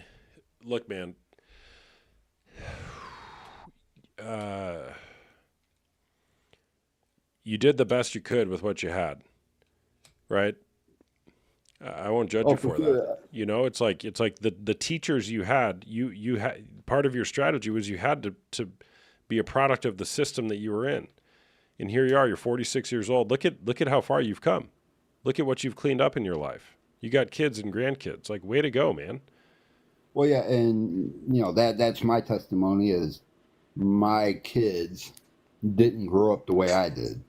At the end of the day, I mean, I wasn't always perfect. I quit doing the drugs pretty early on. I was still around 22 when I stopped doing drugs. Yeah. However, I was alcoholic all the way up until what was that, about 10 years ago? So until my late 30s, I was still alcoholic. But I wasn't abusive. I wasn't a violent one, luckily, unlike my dad. Mm-hmm. So they still didn't see and grow up the way I did, which that was one of the things I was proud of. I changed that. They didn't have a chance to imitate and emulate the way I did. Yeah. I say imitate, emulate. If I didn't help go do something, I was kicked out of the house. You know what I mean? It was definitely a different situation, but yeah. Yeah. Well, you changed a legacy, man. Good for you. But yeah. Well, I appreciate talking to you. I don't want to take up all the time and let some other people get in. I'll follow Thanks you. For sharing, man. I'll check out what else you put out. Thanks, man. Good chatting with you. See ya. All right, have a good one. You too, man. Bye. Like and share, people. Would you guys? I need 95 more followers on my backup account. Will you guys help me get to 95 more followers on this account? I can't remember why, but I need 1,000. I can already go live on it, but there's something else I can't do till 1,000. I'm going to start creating different content on this account right here. If you guys wouldn't mind following that, and follow this one as well if you guys don't already. Appreciate that. Link in bio. Well, it's right here. It's the guest right here. This guy. Hello, me. Follow me. Follow me. All right. Boom. Random person. I mean, I would just want to make my husband happy. That's my purpose, to serve as a wife. What do you mean by that? Make him happy. What different kind of content? It's going to be, right now I just reposted some of my videos from this channel, but it's going to be similar, but not necessarily specific to pornography and betrayal. In my heart, I'm a transformational life coach. So it'll be more content on how to change your life, with the hook not being pornography or betrayal. So we'll see how it goes. Am I married? Yes, I've been married 13 years to the same woman, even though I once was a pervert. Watched a lot of porn, which escalated to physical cheating. And I confessed that to her after 6 years of marriage. And our marriage has been restored into something beautiful. And here we are.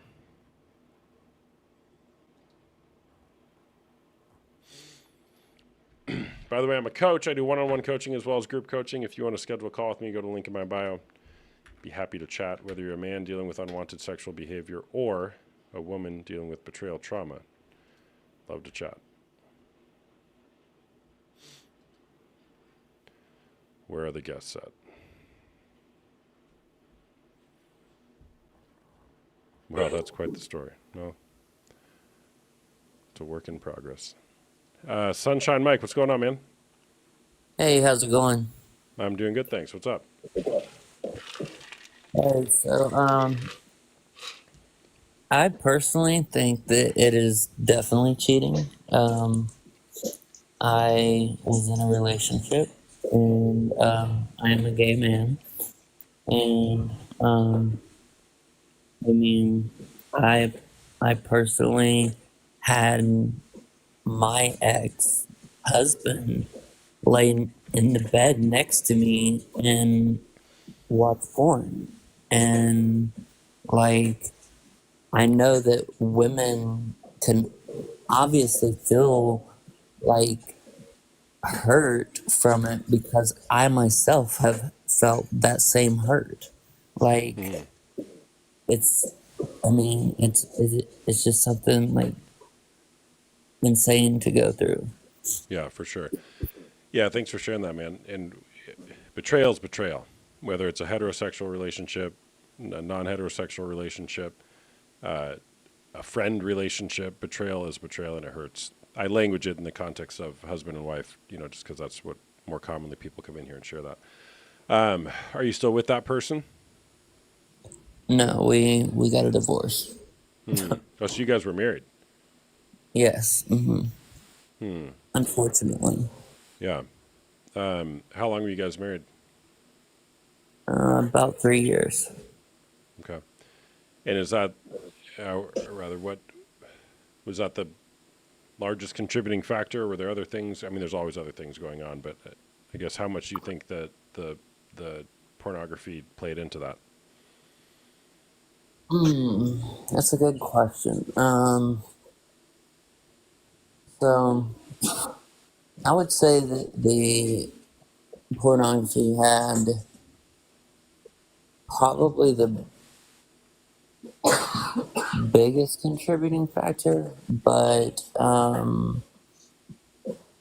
mean, there were some other things too, like his friends, were, they were just too close, like they were too comfortable with each other, if you know what I'm saying. Mm-hmm. Like flirting, or is that what you mean? Flirtatious, yes. And we were dating for like the previous 5 years before we were married. So we were together like a total of 8 years. But Did he yeah, ever have a physical affair that you know of? he did, yes. Okay. Yeah. Well, that sucks. Yeah. I mean, yeah. I don't know. I like caught him, and it was just it's really hurtful. It's a hard thing to try to heal from because like you almost have to like rebuild your whole like self and your truth. Like it's just it's hard. For sure, man. I mean, you're hitting it on the head. You don't have to. You don't have to do that. You get to do that if you want your experience of life to be different post betrayal. The reality is, the unfortunate reality is that, human beings betray one another all the time. Obviously, I'm not talking about big B, capital B betrayals, infidelity, but, we just, Right. We're not perfect, right? Yeah. Now, the big betrayal is when it makes it center stage of like, oh my gosh, I trusted and my trust was betrayed. And that's the invitation to say, well, what is going on here with my life to where this happened? Not that you're responsible for it, but looking at, okay, how did we get here? How did I get here? There's a book called The Betrayal Bind. It's a very good book for betrayed partners that I'd recommend anybody going through betrayal read, by Michelle Mays. It's linked in my bio. Sorry, my lips are no bueno right now. That can really put a lot of language to what betrayed partners go through. So what's next for you, man? Well, that's what I was getting ready to say. So how do you recommend that someone recover from that and feel comfortable going back into another relationship? Sorry. Excuse me. Yeah, well, are you in a relationship? No. Who's the person coughing in the background? Oh, it's a friend that I have. Okay. It's a female. Got it. That person might need some cough medicine, just side note, unsolicited advice.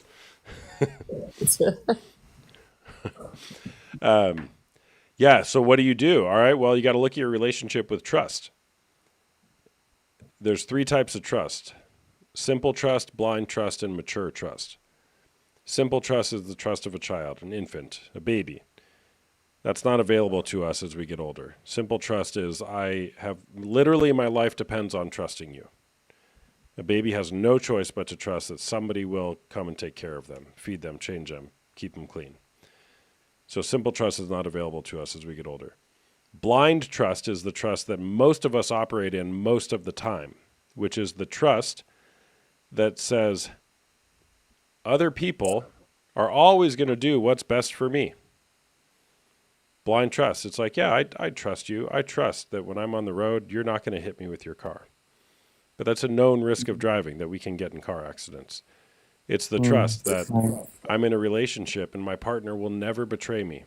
Guess what? I can't even make it till noon every day without betraying my wife in some capacity. In fact, I did it. What did I do today? She asked me to...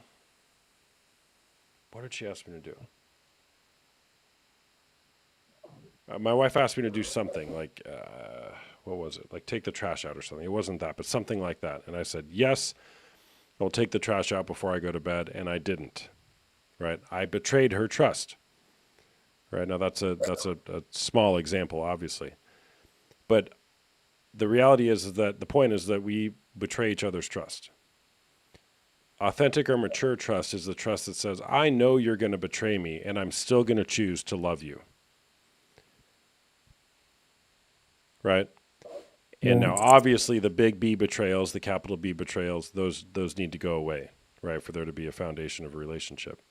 So the invitation in that is look at your relationship with trust. Do you operate in blind trust most of the time? And if and when somebody betrays you, what do you do with that? How do you respond to that? Right? Do you forgive them? Do you find yourself forgiving quickly? Do you find yourself getting hung up on things?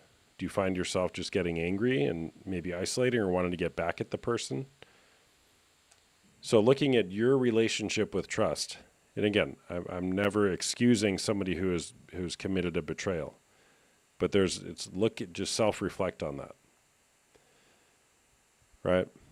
And then Right. I would say with pornography, if and when you're ready to get in a relationship again, have the conversation early and often about boundaries in your relationship, about pornography, about faithfulness. Because it's going to come up in some capacity, right? So get comfortable with talking about the uncomfortable things. Whatever happens as a consequence of telling the truth is the best thing that can happen, in my opinion. Whatever happens as a consequence of telling the truth is the best thing that can happen. So learn to just tell the truth, both of you. And when I say, like to you didn't commit the betrayal, but there probably were some truths that you wanted to speak to the light that you didn't. Is that fair? Yeah. Yeah. Yeah. So it's like, hey, I may have withheld something. I really wanted to say it, but I kept it in for months or years or a decade or more. Oh man, I really wish I would have said that 20 years ago. Right. Somebody I was listening to, I think it was Dr. Trish Lee, who's great. Follow her on YouTube, Dr. Trish Lee. She said she was counseling a couple, and they said, for 12 years we've been in a sexless marriage. We need help. And she said, okay, Wow. well, yeah. She's like, all right, well, let's just acknowledge this conversation is about 11 years and 363 days too late. There should have been a conversation within that first week. And here we are. We've kicked this can down the road for 12 years. And now we're talking about this. Right? So I don't know if any of that's helpful. That's just some random thoughts I have. No, it is. I just, I don't, I mean, I don't even know how to say this. I got to the point where, like, I was trying to, like, watch it with him because of how it made me feel and how, I guess that I thought that I would be, more accepted by watching it together and But you didn't want more. to, right? Like your conscience was that you didn't actually want it. Is that what I'm hearing? Right. Yeah. Exactly. Yeah. Yes. Yeah. So, and again, for you or somebody else in your situation, you, excuse me, you lowered your bar. You lowered your standard, Yeah. right? You probably lowered it a few levels before it even got to that point. So again, the invitation is, what are your standards? What are your expectations? And how can you communicate and stay true to those? Because in a way, when we lower our standards, it's like a betrayal against yourself. Hey, now I'm watching porn with my partner. I don't even want to do this, but I'm doing it anyways. Well, you betrayed what your own word was, what your own commitment was in your heart. Right. Yeah. I mean, What that's up, D? definitely the case. I Yeah. mean, because basically, it was it was a it was a hard process to get What's to up, that Angela? point to even say, hey, let's try this together. So maybe you're not like doing it by yourself like so much. Yeah. Um, but yeah, I'm probably lost a lot of self confidence and just gave into that Yeah. because I thought it was easier. Yeah. Gotcha, man. Well, there's hope for you. Just think about what you're wanting to go forward and what's required for you to live into that. So thanks for sharing, man. Yeah, thanks for having me. All right. See ya. All right. All right. I'm going to do like one, maybe two more, and then I'm going to bed. I just do so much better the next day when I'm not up until 12:30 or 1 in the morning. It's 10:45 for me right now. What's up, that kid?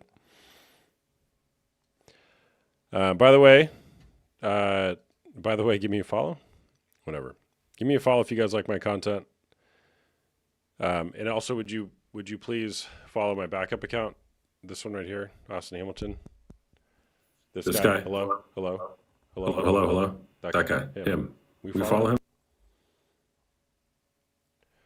I want to turn the camera on. How do I even do that? Gosh, no wonder it's so hard for people to turn their camera on. There we go. Will you follow me? Will you guys follow me? This guy right here. Hi. Where am I at on that? 917, 925, 75 more. Thank you guys. All right. Got to close my eyes. Boom. Steve Halbert. 007. What's up, man? Hello. Steve, Mr. Halbert. Hello. Yeah. Hey, what's up? You're on TikTok. Hey, what's up? Not much. What's going on? Just crashing. Do you know what you're doing right now? Gotta get. I work 6 to 2 now. What kind of porn do you watch?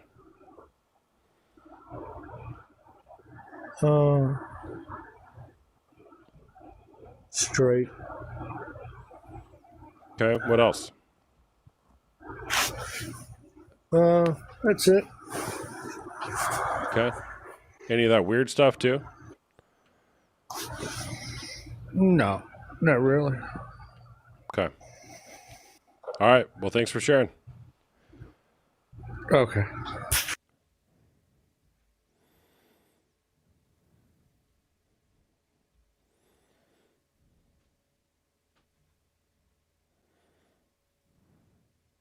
Would you still be okay with corn if your partner had a toy? All right. You know what I'm going to do? A toy of the star. It's a good question. Here's what I'm going to do. We'll do the whole, I'm going to bring 4 people on, but you have to have your cameras on. All right. We'll end it like this. All right. 4 people. I'll bring a whole panel on. Yeah, give me and follow my backup account. I can never figure out how to do it. That one. Follow that guy over here. Oh, Krista, I was going to say something to you. Oh, can you tell that I'm different tonight than I was like my past couple lives? Do I seem different to you?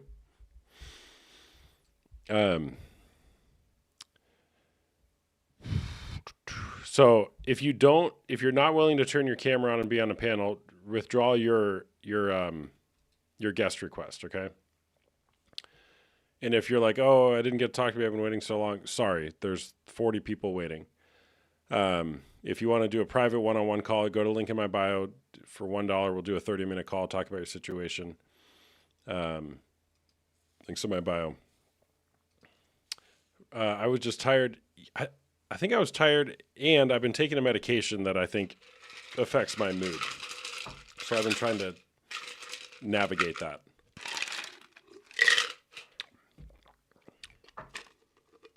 So I'm blaming that. We'll just say that the empathy levels kind of vary when I take that particular thing. All right, here we go. ASMR, yes. So if you're on here, I'm going to assume you're okay with having your camera on. So I'm going to bring 4 people on, and you have to have your camera on. If you don't, no problem, but that's a boundary. So you can do whatever you want, but if you don't have your camera on, I kick you. 4 people, 1, 2, random, 3, 4. Oh wait, I got to kick myself. So camera on or I kick you. We'll do a little panel here to end the live tonight. I am fixing my camera.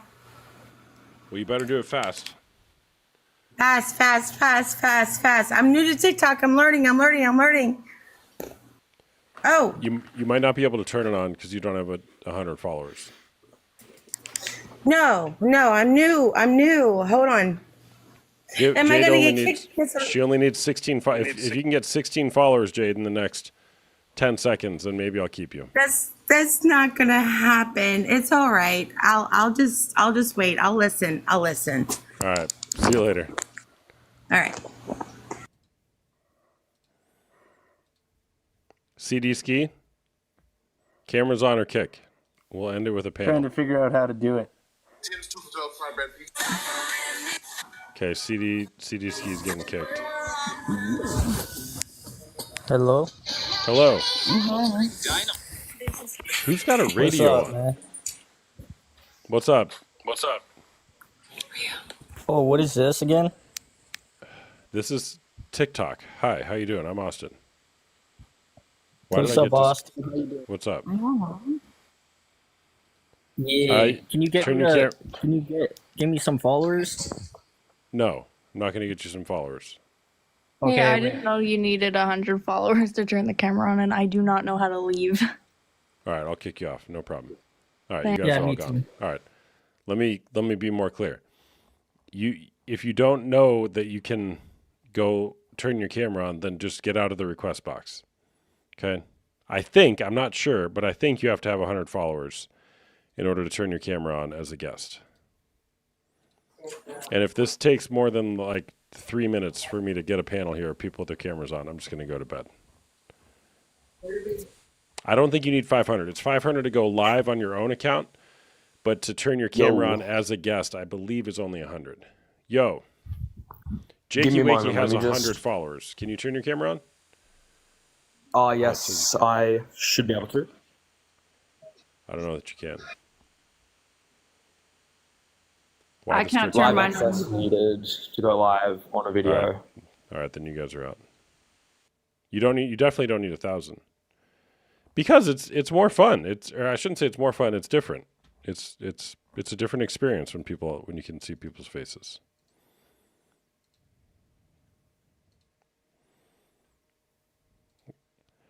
We've done 2 hours.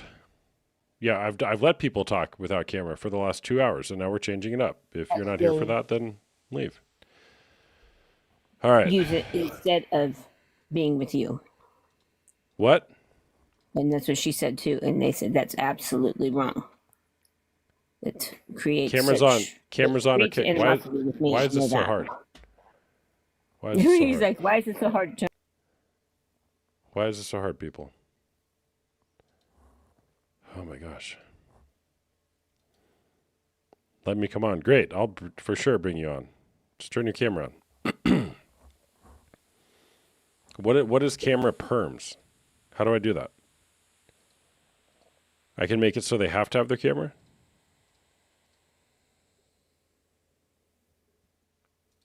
Because rules and boundaries are hard. Yeah, I guess so. That's why we're doing this whole live in the first place, right? Jakey, what is camera perms?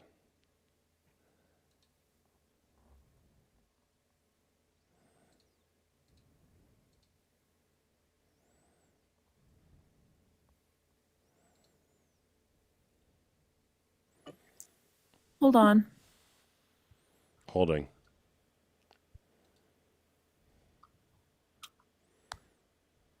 Okay. Is this there fine? We go. Like, can I we turn got it one. on? Is this okay? I just see a black screen. Okay, good. I just took off my makeup. I look like a rat. I'm not showing my face right now. Oh my gosh. You're like a guy who's like, I stopped watching porn and now they just watch thirst traps all day. It's like technically your camera's on, but you're covering it up and it's just a black screen. What does that have to do with that? That was a pretty good analogy, wasn't it? I stopped watching porn. That made no sense. It made a lot of sense. I stopped watching porn, but I just watch people twerk all day. Okay, yeah, well, it's still porn. All right, well, sorry, Sarah. See you later.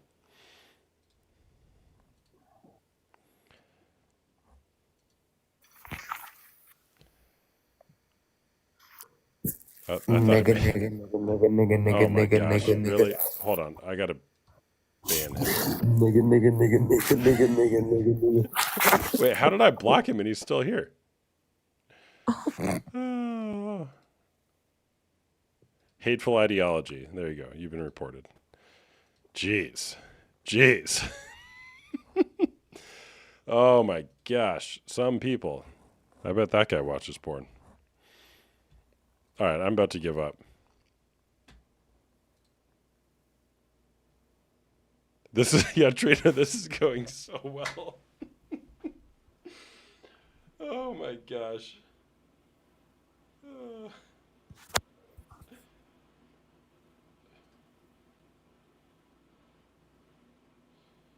Oh man. The last couple times I've done this, it's actually been a really good experience for everybody. We've had good, balanced people on the panel.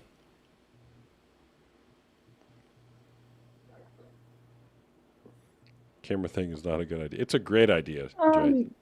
It says I can't use my camera unless I have live access. Okay. Like I don't. All right. That sucks. I guess you can't use it then. Yeah, how is there? You want me to kick you? Yeah. Yeah, I don't have camera. All right. Or whatever. Do I only attract people that have 4 followers? Oh yeah, where's Fawcett?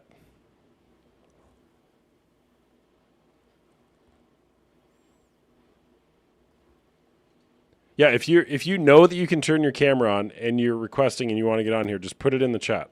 This is the one time where I actually want you to be like, pick me, pick me, pick me. Baby Chucky. Literally me. Sarah. Okay. Robbo. There we go. Hello. Finally, we got one person. Thank you. One sec. Robbo, Trucker, Nick. Wait there 2 seconds. All right. There they go. Yeah, it's currently 7 in the morning over here. Where do you live? Scotland. Scotland. Sweet. Well. Oh my gosh. There we go. Trucker Nick. Sarah, are you there? Yes. I don't see you. Yes, but I'm here. You said all you need was a black screen. Are you changing your mind? No, that's not what I said. I said you have to have your camera on. The You intent. You said yes. All I need is a black screen. That's what you said. I didn't say that. I didn't say You that. did. I said you have to have your. It says camera on or the intent of Camera that is is so on. I can see you. Camera is on.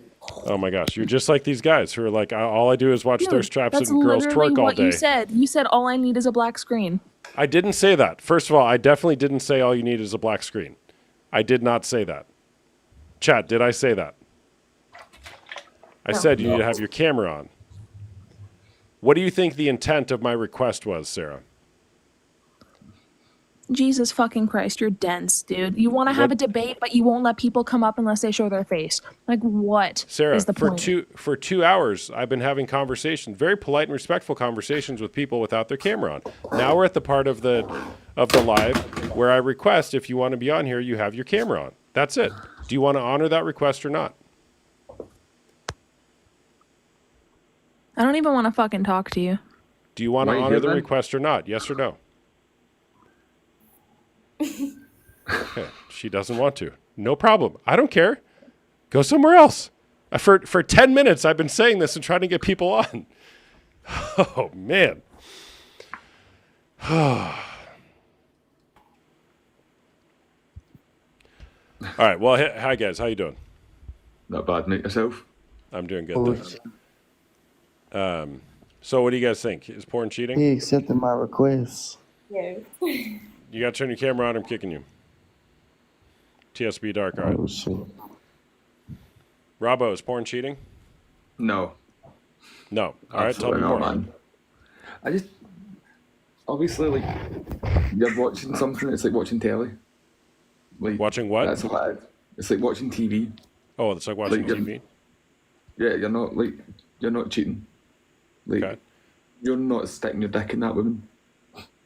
Okay. Is there another woman who wants to come on and you know you can have your camera? Will you put it in the chat?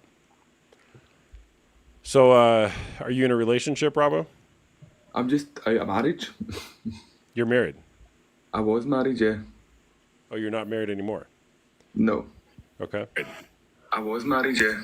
Oh, you're not married anymore? Okay. Why is that? She was cheating on me, mate. So it is what it is. Why is that? Okay. She was cheating on me, mate. So Adriana, you're echoing and your camera's what it on. is. Why is that? Okay. He's crazy. Baby Chuck, what do you think? Yeah, it won't let me put on my camera. He's crazy. Okay. Well, sorry. Oh my gosh. Sorry, people. Jeez. Do I just go to bed? Do I just cut my losses? Oh my gosh. Baby Chuck, what do you think? I guess it is cheating. All right, tell me more. Well, yeah, you know, I've watched your lives many times before, and I agree with everything you say. It's cheating because, you know, it just depends on the agreement, of course. But aside from that, I still believe that in a way, it still is because you're cheating yourself as well as, you know, cheating on your partner because, you know, you're because it just leads to other things. You know, it's a gateway. Have you been in a relationship where somebody was watching porn? And real quick, is there another woman in the chat who knows you can put your camera on and you want to come on? Can you put it in the chat? So, have you been in a relationship, Baby Chuck, with somebody who was watching porn? Yeah. Yeah. Here we go. You have 4,000 followers. You can turn your camera on. I'm trying. I'm getting there. Yeah, you'll get Wait. it. You'll get it. Okay. Okay. There you are. Hi there. Oh, why is my camera so blurry? Okay, that's a bit All right, Baby Chuck, how'd that make you feel? Not great. Sometimes the whole thing isn't right as to why it's not so great is because, you know, the trust, you know, you break trust, and then especially if it becomes like a cycle of always needing to bring it up that it's a boundary of yours, you know, it becomes draining and tiring. Yeah. Yeah, totally. Are you guys all 18 or over? Right? You're 18 or over? Yeah. All right. All right. What do you think, Rye? Me? Yeah. Yes. You. I think it depends on like the agreement in your relationship, but I think to me like porn is fine to watch if you're in a relationship. However, when it goes to like the next level of like paying for it, that's a completely different thing, and I think that's cheating. Okay. Like So if you're paying for it or for OF or something, then that's cheating. Yeah, I reckon. Yeah. Got it. Okay. That's And just the next level, like paying for someone's bills. You know what I mean? Like. Yeah. And stuff like that. Yeah. You're providing for somebody else's income. To you, that's what crosses the line and it becomes cheating. Yeah.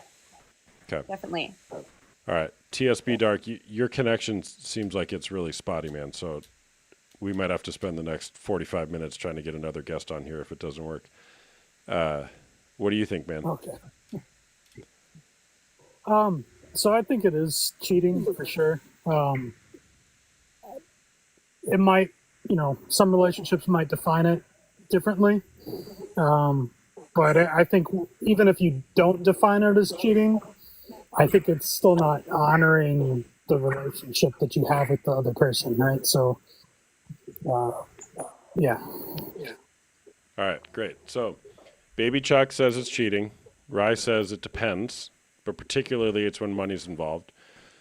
Robbo doesn't think it's cheating, and he's divorced because his wife was cheating on him.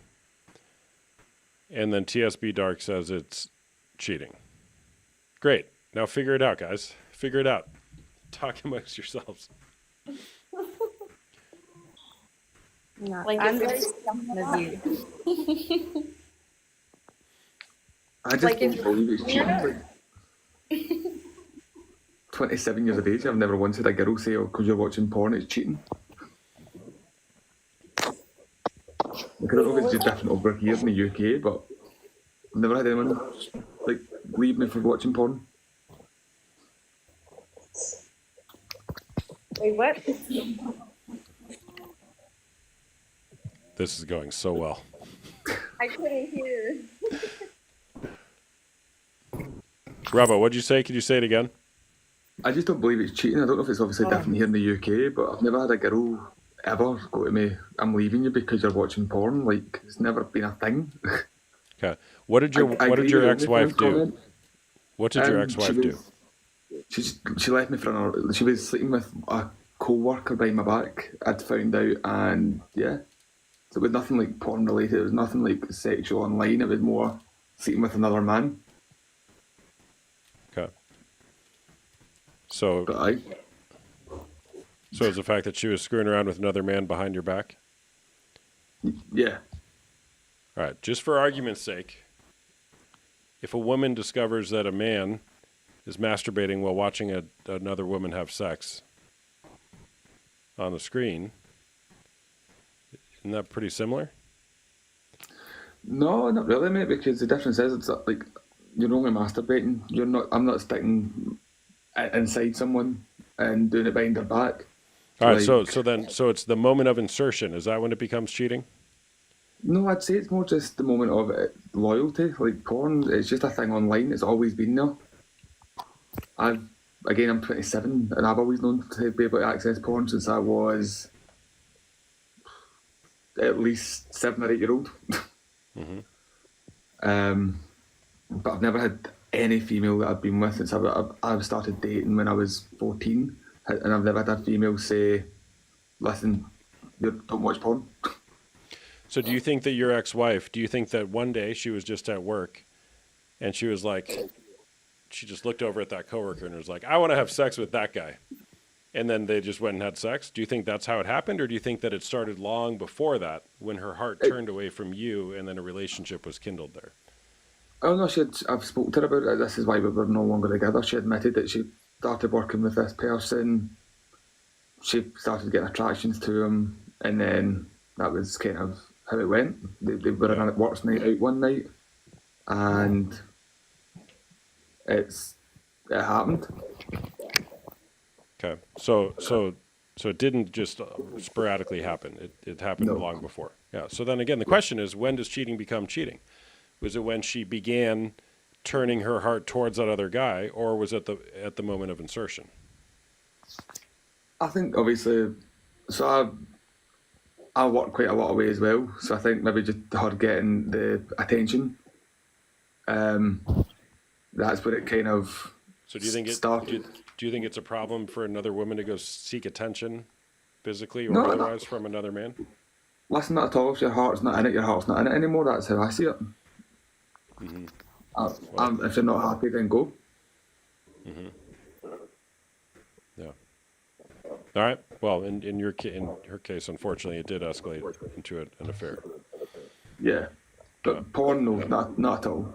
OnlyFans, yes, I do agree with that comment of you are paying someone's bills, you're paying for a service. It's like anything else.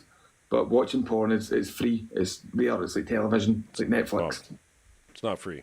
If it's free, you're the product. Over here, it's free. Like we don't pay for porn. I got that. There might not be dollars exchanged, but you are paying with something. All right. What do you guys think? What are you guys hearing? I think cheating isn't just something that is. Oh. TSB, I'm sorry, I got to get rid of you. Your connection's spotty. I don't think that cheating can just be something physical. It can also be something emotional as well. Like Tell me more. Tell us more. There is, such thing as emotionally cheating, like, like how Robbo said that his wife started, getting attracted to this man from work. I've been in situations where I've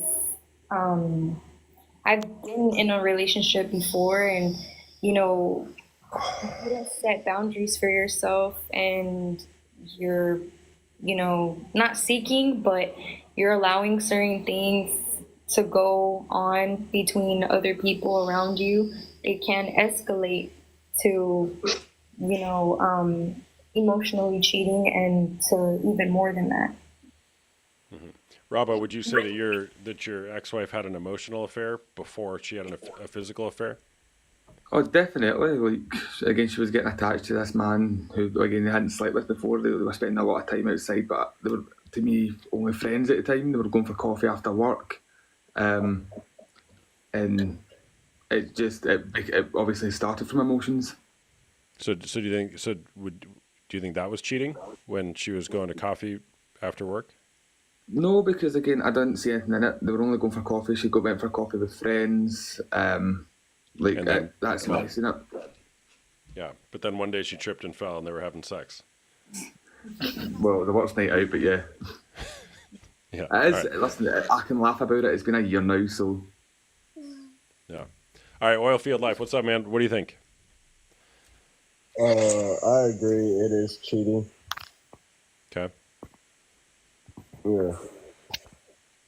Because I look at it like this: you're married to one person, right? Or you're dating this one person for a reason, right? Why would he go watch 2 other people do it when he got a person he could do it with? You know? Yeah. 2 could be 1, could be 17 other people doing it. I mean, the things out there on the internet. Yeah. Yeah. All right. All right. So Rye, what do you think? I'm still just set on what I said earlier. I'm very like opinionated, so once I'm stuck with something, I can't really be swayed any other way. Ooh, how's Like that? How is that strategy serving you, or not serving you in your life? It's okay. I've just like same with Robbo. I guess I dealt with like a cheating partner, like my last one. We've got 2 kids together, so it's a bit more complicated. But yeah, like there's limits to what I think are cheating and what are not. But I think me and my ex, we spoke about what we don't agree with, and then it still happened. That I think is cheating.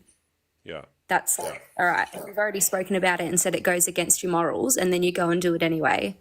Well, yeah, that's cheating. But as you've for already dug your heels in and decided what is cheating, what is not, and you're not willing to change your opinion. No, definitely not.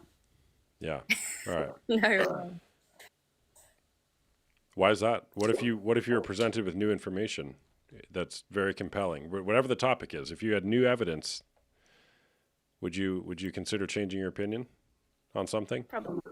I don't think so. I think like my past has like defined where I'm at now, and after like going through a lot of cheating, I just don't. Yeah, I'm very blocked off from all that now. But I'm not even talking about with this topic. You said you're somebody who, when you decide something, you don't change it. Yeah, pretty much. I don't know. Like I'm just stuck like that. I've always kind of been like that. If I know something's like I've done something wrong, and I was stuck with that mindset back in the day, then that would change. I think certain things I just stick with. Do you think you're open-minded? Sometimes it depends. Sometimes, yeah. Sounds pretty dogmatic, black and white. Yeah, pretty much. Never used to be like this, but I think. Well, oftentimes it's a trauma response to where you're like, because it's certainty. We want certainty. It helps us give the illusion of safety. Yeah. But it's an illusion that it keeps us safe. Yeah. And true. That's my assertion. But try to protect yourself however you can and whatever you think is the best. Really? All right, so for you said it's like paying for it is when it becomes cheating. So if your partner's sending pictures of his eggplant to other women and soliciting pictures back in return, no money exchanged, that's fine for you? No. That I find is cheating, 100%. Well, right, now I don't get it because you said it's when money's involved. So what is it? You said porn cheating. Like, do you mean like watching porn or actually sending it? Because you need to state that. If it's actually sending and receiving from watching pictures or videos of another person with organs generally exposed with the erotic intent to arouse.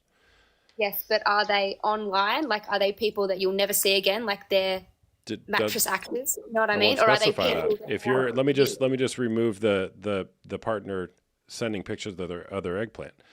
If your partner is explicitly soliciting nude images from another woman so that he can masturbate to them, whether or not there's money exchange. Like if he's just going up to people and saying, "Hey, can I have some nude pictures of you?" Is that a problem for you or not? Yeah, that's a problem. Well, that's what watching porn is. The literal term when somebody clicks on a website, and I'm a web developer by trade, is a request. They're making a request for something. That's the technical term when we click on a link. Right. So they're requesting nude images from another woman. So why is it different?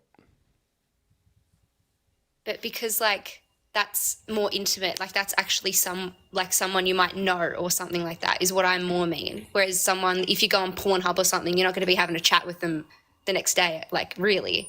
How do you know? Like let's be honest, most of them are famous. How do you know? Like I just know. How? Are you speaking to people on Pornhub? I doubt it. Yeah, I have. Lots of them. They come on my live all the time. Right, and have said what? I'm just saying, how do you know? How do you know that he'll never see that person?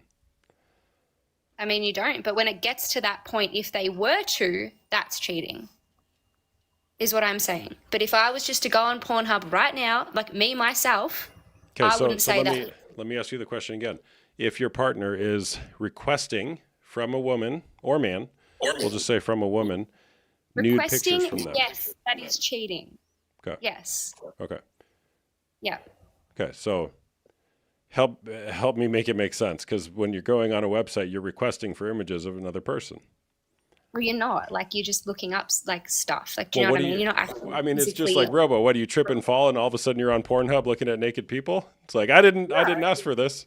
No, definitely not. But like, I think it's a little bit different, and I think you know that too. I mean, I can see how there can be some nuance to it, but in principle, the intent of it, the spirit of it is the same thing. Like, again, there's a letter of the law and there's a spirit of the law. Like that freaking person who's like, well, my camera's on, but I'm covering it up. You said to turn your camera on. It's like, no, we all know what I meant there. Right? I just think it's very different. Yeah. Adriana, can you turn your camera on? I don't think anyone can be different, I guess. Okay. Yeah, I got it. I mean, you already said it. You refuse to change your opinions even when presented with evidence that would indicate the contrary. So, no, not really. That's what you said, right? No. Okay. Chat, to help me understand, didn't I ask her that directly? And isn't that what she said? She did say that. Not gonna lie, she said that. LOL. She literally said that. Girl, you did say that. Okay, so. Even when presented with evidence, okay, I guess you're true to your word, though. She literally said that. We all heard you. Yes, she did. It's just a bit different, but anyway, I still think it's different. Going online and masturbating to someone that you didn't even ask. She said it on her own. That is true. Skip past my comment. That I didn't see your comment. It must have got filtered. All right, Adriana, what's up? I just wanted to ask her a question because you're saying it's different. But wouldn't it make it worse that the boyfriend or the husband or whatever is more so willing to risk his relationship with his wife or girlfriend to masturbating over a woman he doesn't know just to bust a quick nut more so than actually having it be meaningful? Like, wouldn't that be worse that he's risking your relationship being your relationship ending over someone that doesn't matter? Or someone he's never going to see again? No, because then clearly they don't matter. Whereas if it's someone that they actually like meaningful, not just find attractive at first glance, like actually develop meanings for, then yeah, that's a lot different. Like talking to them directly is different. And you can't tell me otherwise. So you would rather your boyfriend cheat on you with someone he doesn't know where it's meaningless, meaning... So if he were to cheat on you with someone that is meaningless, that does not matter, that means I said cheating. Like, this is out of the story. I've already said that I don't think watching porn is cheating. I think sending stuff directly to a person or requesting things directly is different. Okay, I get that, but you don't have to cut me off when I'm speaking, though, so that's kind of crazy. As I was saying, so... Even if it's just sending nudes or masturbating, whatever the case is, hypothetically, let's say you did see it as cheating. Would you rather them not matter? There's no point speaking about hypothetically. Can you let someone else speak, or are you just going to continuously interrupt me? Because I'm trying to have a mature conversation, and you just keep interrupting me. So that's fine, but don't say hypothetically, because we're talking about now and what the topic is. You can't just add random shit in and then be like, oh, but what if? Like, well, no, it's a hypothetical scenario. Okay, well, I'm not talking about hypothetical. I've said what I've said, and I'm pretty sure, like, that's it. That's just how I conversation with you. I think everyone's different, and everyone's entitled to their own opinion. Someone else might think that is cheating, and someone else might think something that I don't think is cheating. I don't think you're ever gonna be able to come to a decision and like a proper agreement. Everyone has their own opinions on this, coming from past relationships and stuff that might have made you have this opinion. So, Rai, I got a question for you. Which would you, regardless of whether we agree or not that it's cheating, whatever, we'll put that aside. What would you prefer? Would you prefer that a partner, if you're in a relationship, is masturbating while watching other women have sex on a screen, or would you prefer that they don't do that? I wouldn't care. But I get it. Regardless of whether you care or not, which would you prefer? Like if you were to say, hey, here's the type of relationship that would be my preference, which would you prefer? I think if I was allowed to do that, then they were allowed to do that. If I didn't like it, then I wouldn't like it back. Okay. So which would you prefer? That your partner masturbate while watching other women having sex on the screen, or they don't? Which would you prefer? Right. What do you mean? Like preference means like I would desire one of them more than the other one. Would you desire more that your partner only reserve his sexual energy for you and cherish you, love, honor, respect, protect you, keep you safe, give sexually to you selflessly? Or would you more prefer somebody who's out masturbating to dozens or hundreds or maybe even thousands of women on the internet while they're having sex with strangers? Which would you more prefer? But is that like the topic of this? Because I came on with, the topic that you've got attached here, and now it's gone like a whole different way. And I just think that's weird. Like you either talk about the topic. So which would you more prefer? This is 100% on topic. We're talking about pornography. Which would you more prefer? I think we don't need to talk about what you prefer. I've said what I feel, and that's pretty much it. Okay. So are you going to answer which one you'd more prefer? No.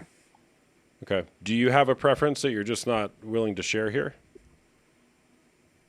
No, because I just, is there a straight question? Like, what is your actual question? Straight question. Which would you more prefer in a relationship? Right. Somebody who is masturbating while watching other women or other strangers have sex on the screen, or somebody who doesn't do that? Which would you more prefer?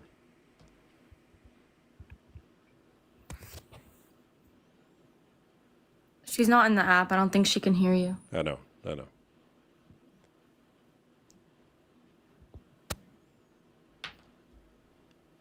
Okay. Well, a non-answer is an answer, I suppose. Hey, Adriana, how did that go the other night with that one person on your live? Oh my God, bro. She literally was the definition of psychotic, actually. She actually made her own live and was talking about me and a couple of other people that she was talking about you and just saying how we're narcissists and just all this stupid shit. I don't know. Yeah, that was I have never had somebody like that before. That was something else. Yeah. Mm-mm. All right. All right. I'm going to go to bed in just a minute. Give me your final thoughts, guys. Baby Chuck, start with you.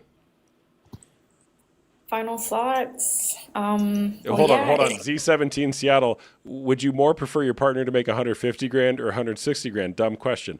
I actually think that's I would more prefer my partner to make 160 grand than 150 grand. That's a pretty clear answer for me. I don't know about you guys. Sorry, Baby Chuck, go ahead. Oh yeah. Basically what I was saying is that I kind of had a brain fart, but it's basically that it is cheating because you're robbing yourself and your partner an experience that could be very beautiful. In the sense that especially it can. Well, there's different situations as to how things can go, right? But let's say that somebody is always seeking to watch those type of videos to the point where you kind of exhaust yourself or whatever, to the point where you don't have that sex drive to be intimate with your partner. In a way, you're robbing that experience, that intimacy with your partner, to the point where they're just wondering what's going on, and they can be seeking elsewhere because of what you're lacking. And, it just brings a lot of issues into the relationship. Yeah, for sure. All right, Robbo, what do you think? I stand where I stand, mate. I don't believe it's cheating. Again, to me, it's one of the things that's free on the internet. You can come across it anywhere. But at the same time, I get where the girls are coming from in their opinions of it could be looked as cheating. but my stance is porn, not cheating, but OnlyFans, admire me, etc. Yeah, that takes it to cheating.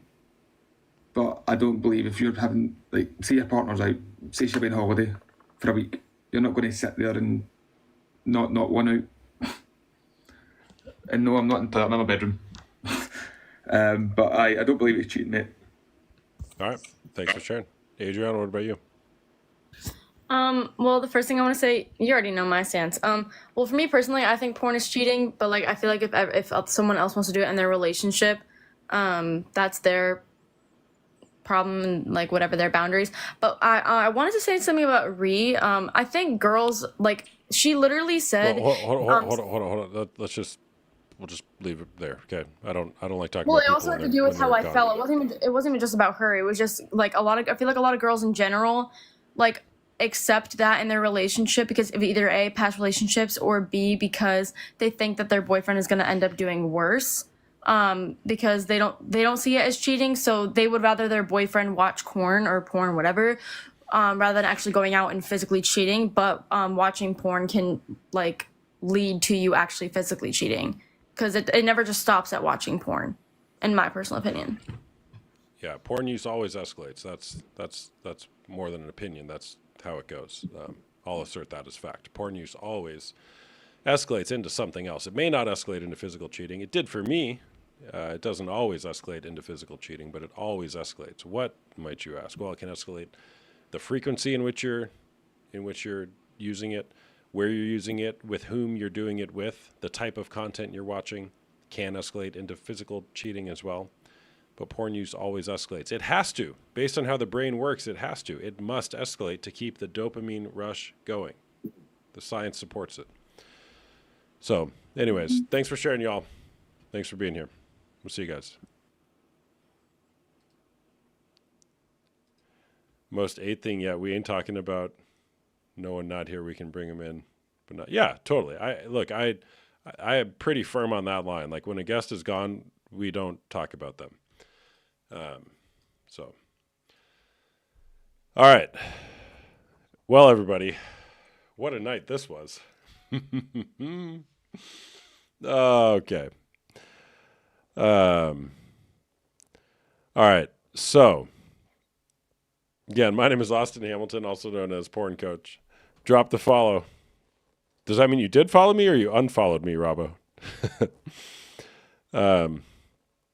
You did follow me. It was a pleasure. Keep it up. Yeah, see, look, I have no problem disagreeing, right?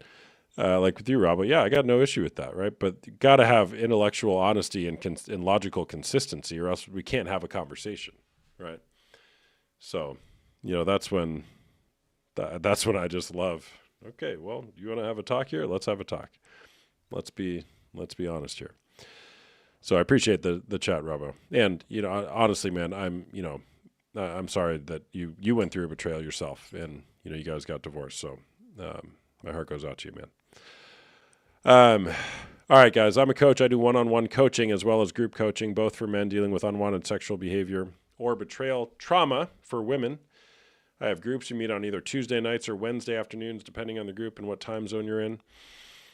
Groups are $99 a month. We meet for an hour and 15 minutes on Zoom. It is a great place to heal together in community because healing doesn't occur until it's witnessed empathetically. Every week, pretty much every week, I add a guy or a couple guys to my group, and it's the first time they can share or disclose in a group setting with other people about what's going on for them, and it changes everything. Same for women. Women carry shame from their partner, and when you get in a group and you share what's going on for you in community and you can heal together, it changes everything. If you want to go fast in something, go alone. If you want to go far, go together. So again, if you want to schedule a discovery call for tonight only, I made it $1. I'll change it in the morning when I wake up back to $25 or $50. We'll do a 30-minute discovery call, which is a private conversation, just one-on-one to talk about your situation. And if I can either be of help or point you in another direction towards other resources. And if you don't want to do that, I don't care. Come back to my lives. It's a fun time here. Just a question, when a guy physically cheats, is it because we aren't pretty enough? Your BF cheated. No, it's never because you're not pretty enough. It's because he or she, whoever the cheating partner is, has something going on inside of their heart, and they thought that the best idea was to go masturbate while watching other people have sex to ease their pain or their anxiety or whatever it was that they were feeling, instead of having a conversation about it. You are not the problem. You did not cause this. It has nothing to do with how you look or don't look or what you do or don't do in the bedroom. It's because of, we'll call it a sickness in his heart, that he's using pornography and masturbation to medicate some sort of pain. And by the way, how do I know this? Well, one, I've read a ton of books on it, but two, I've been there. I was addicted to pornography for about 20 years, which escalated into physical cheating. While I was married to my wife, I'm still married to the same woman. We have been married for 13 years. There is hope for you. There is hope for your relationship. Now, my outcome is not guaranteed to be your outcome, but when two people come together and say, hey, we want something to be different, and we say, hey, let's look at how we can repair this thing, and let's both heal, amazing things can happen. So there is hope. There is always hope. What is a discovery call? It's just a private 30-minute call where we talk about your situation and what you're going through, and if I can either be of help or point you in the right direction of some other resources. So that's what a discovery call is. Have I read The Entitlement Cure, Townsend? No, I haven't read that. But lately I've just been ordering so many books, like any book that anybody recommends, or I'm just buying them all. And my wife's like, why are you buying all these books that you're not going to read? I'm like, if I read one chapter from these books, I'm doing great. Unwanted by Jay Stringer. To Be a Man by Dr. Robert Augustus Masters. The Narrow Path by Rich Villodas. The Paradox of Choice, Why More is Less by Barry Schwartz. Pure Desire by Dr. Ted Roberts. Anybody else got a book recommend? I've bought all the books you've recommended, Christy. And there's more downstairs. A man who wants something always has a plan to accomplish it. A man who wants to accomplish something always has a plan. So if he's saying, yeah, I'm going to stop, or I want to stop, say, what's your plan? If he doesn't have a plan, maybe he doesn't actually want to do it. Now, you can lead a horse to water, but you can't make him drink. You can lead a horse to water, but you can't make him drink. So if you're sitting there thinking, oh my gosh, you need to get help, like, when are you going to get help? Dude, if he's not getting help, those actions speak louder than his words. When the pain is great enough, he'll change. And so will you, by the way. There's a concept called betrayal blindness, which is, I'm just going to ignore all the obvious signs that are there that haven't changed for years and continue tolerating this. So, what will it take for you to change? When we can't change a situation or another person, which we can't really do, we are forced to change ourselves. We are forced to change ourselves. I asked my wife the other day, I shared this before a couple days ago, but I said, what was it for you, in your perspective, in your opinion, that helped rebuild trust for us? And again, we've been at this 7 years, and she's like, it's really not anything you did. It's that she began to trust herself, which is the key. Basically, for her, it's, yeah, you know what? When I saw you doing behaviors, I'm like, yeah, that doesn't look right, or I don't think that's right, or maybe he shouldn't be doing that. She spoke up instead of just going with the flow and tolerating it, which is very hard for her to begin doing. It kind of went against her to speak up. So she had to learn to do that and to learn to love and accept herself. What made me change? Well, I realized I was a giant a-hole. Like, oh yeah, I'm such a good guy. I got this sweet job. I'm in sales. I make all this money. And oh, look at the car I drive and all this stuff. And I was like, yeah, well, I'm actually just a big D-bag who's cheating on my wife and, don't really care about being a good husband or father. So I'm like, well, there's got to be a better way. Maybe the beginning would be to not cheat. Okay. I've never seen it, guys. And if you guys have, I'd love to hear it. I've never seen a cheating relationship thrive where people hold secrets, specifically ones that are the most sacred secrets in a relationship, the ones having to do with sex. I've never seen that thrive in a relationship. I never have. Now, some people claim it works. You know, the classic story I share is my friend who's in a polyamorous relationship, and he'd always show up to work with black eyes. Like every 6 months, he'd have a black eye. Every 6 months, he'd have a black eye. And I'm like, what happened, man? He's like, well, my girlfriend, our girlfriend didn't like what I was doing with my wife the other night in bed. And so when I got home, she hit me in the face with a hose. Okay. And she gave you a black eye. All right, got it. But how's that polyamorous relationship going? Oh, it's going great, man. Okay. All right, got it. 6 months later, same dude shows up to work with another black eye. Hey, man, what's going on? Everything okay? Oh, yeah, everything's great. But the wife didn't like what the girlfriend and I were doing the other day, you know, in the backyard. And so she grabbed a pan and hit me in the face with it. And I got a black eye. Okay, got it. But how's that polyamorous relationship going, man? Oh, it's going great. Let me tell you. Okay. Well, look, after 3 times of this, it's like, bro, I don't care how great you tell me it's going. Your face says another story. The evidence would suggest that it's not going great. So keep on coming here with black eyes every 6 months and tell me it's going great. But I'm just not going to believe you anymore. So, anyways, some people claim it works, but I don't know. Just look at the behaviors, not the words. I want a cheeseburger. I could go for a cheeseburger right now too. Spiritual question. You ever feel like it was demonic, like addiction needing deliverance, your opinion? Well, it's a interestingly worded question. I do think that pornography is ruining. It's like destroying our society. It's like a silent killer of our society.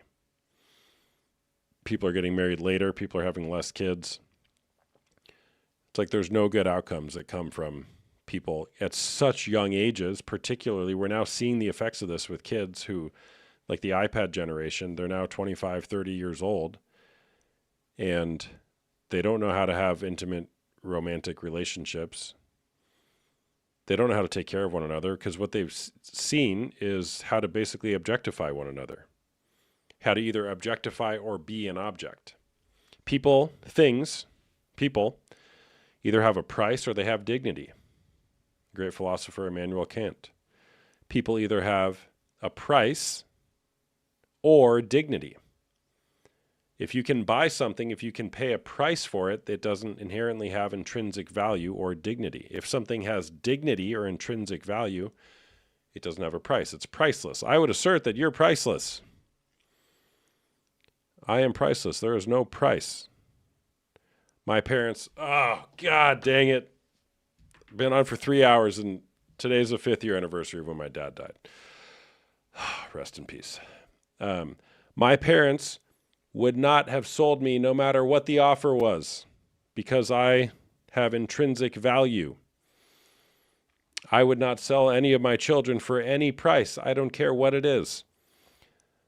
A woman's body is not a marketplace. A woman's body is not a marketplace. And you're like, oh, I don't pay for it. Yeah, you do. You pay for it with your soul. Thank you guys. Appreciate that. $5 and that kid's out the door. Yeah. Sometimes it may feel like that, right? Take them. But here's the thing is you're either priceless or you have a price. So the question is for these people who create content on OF, you've decided that you don't have intrinsic value. That you're putting a price tag on yourself. You're literally selling your body. And so, as I would say, as men, if we're consuming that, again, whether we're trading dollars for it or not, what you're saying with your actions is, I'm not viewing these people as human beings, full people. I'm reducing them down just to their sexual parts, to their sexual value. Do people have Sexual value, yes. Are people more than their sexual value? Yes. When we are stuck in pornography, all we can begin to see is people's sexual value. And people are much more than that. When all we do is we see people's sexual value, it only becomes about the next best orgasm. And that's all it is. Hey, touch me in this spot, in that way. And if you don't, I'm not going to have the next best orgasm, and then I'm going to be mad at you. And it goes both ways, people. When we reduce each other down to just an eggplant or just a whatever, peach, we're missing so much more of the person. We're not mutually giving and serving to one another. And when we choose to engage in pornography, we're taking from the relationship. Should I keep going? I'd love to, but I'll just say the same thing over and over again. All right. Last time, if you guys want to do a discovery call, go to link in my bio, $1, 30-minute call. We'll talk about your situation if I can be of any help. I also have groups, both for men dealing with porn or sex addiction and women dealing with betrayal trauma. It's $99 a month, hour and 15-minute weekly Zoom call. It is an unbelievable healing place for people who are wanting to break free from this and live into a more fulfilling life. The opposite of addiction is not sobriety. It's connection with other people. It's connection with other people. When you're online, I'm just curious what you know about relationships when you're online every night talking about the same shit. I don't know a whole lot. I don't know anything. Nothing. So, yeah. I'm married and I have 3 kids. So, I'm just a guy who talks about porn on the internet. That's all.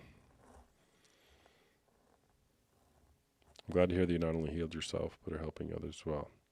Yeah, isn't it crazy?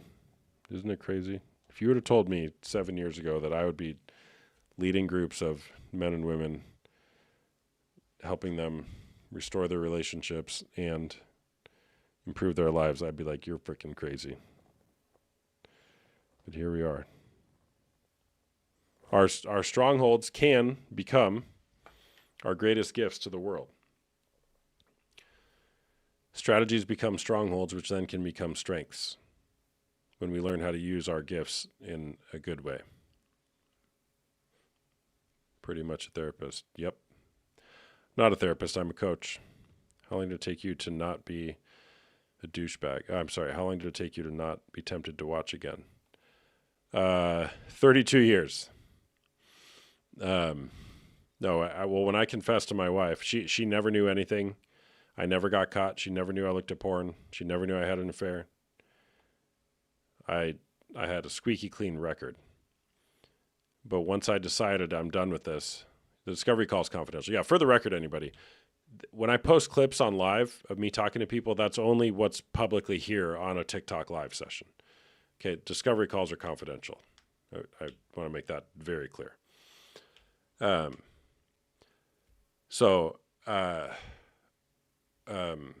was I saying? How long did it take me? Well, once I confessed to her, I was done with it. I'm like, I'm done with this. I'm not doing this anymore. This is terrible.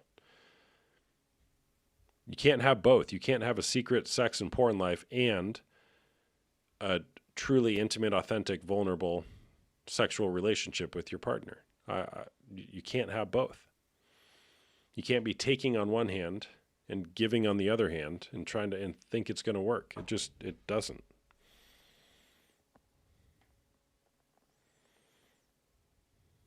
As long as I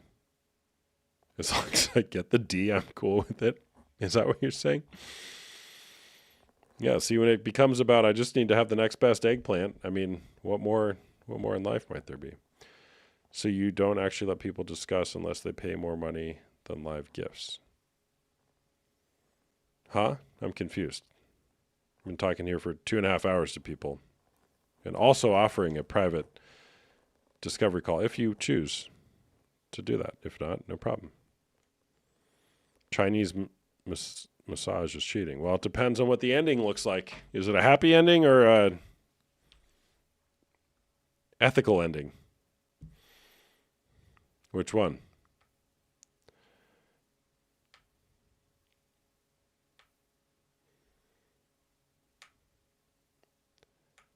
If it's a happy ending, I would say that's cheating. I would.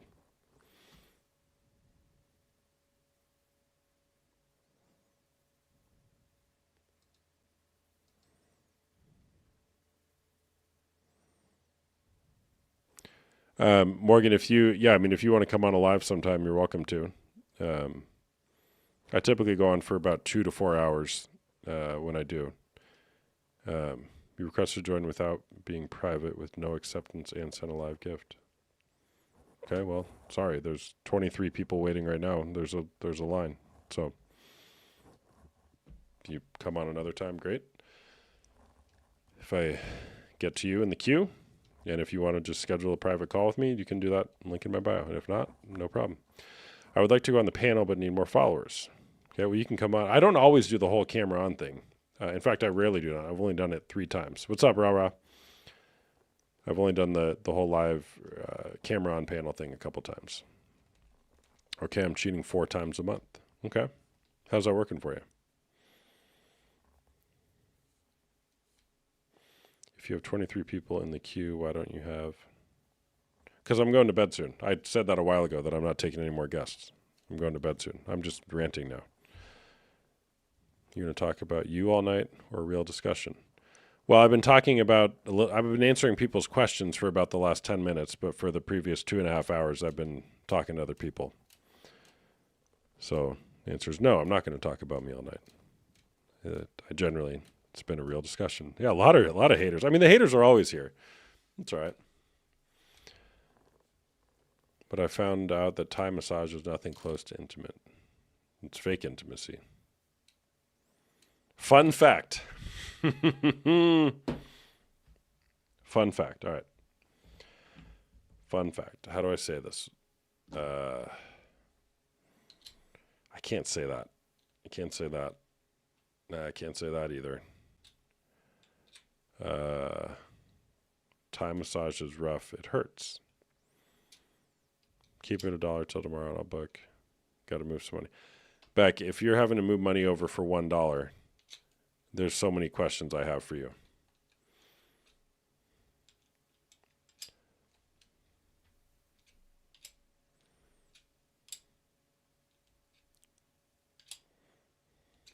I can't say that. No, I can't. I can't. How do I turn off the guest thing so that way people don't be like, why aren't you bringing guests on?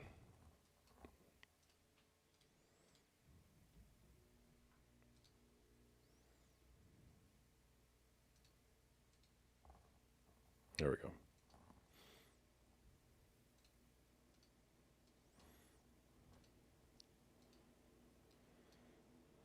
Did the golf cart situation ever get... What was the golf cart situation?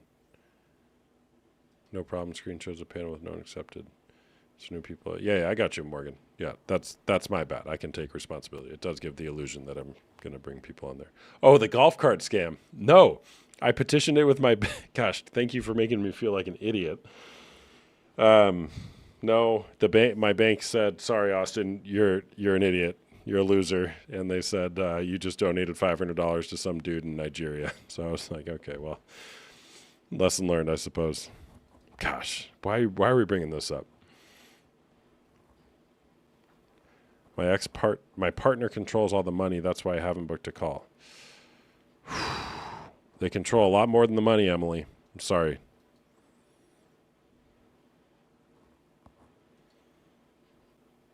Sorry, Emily.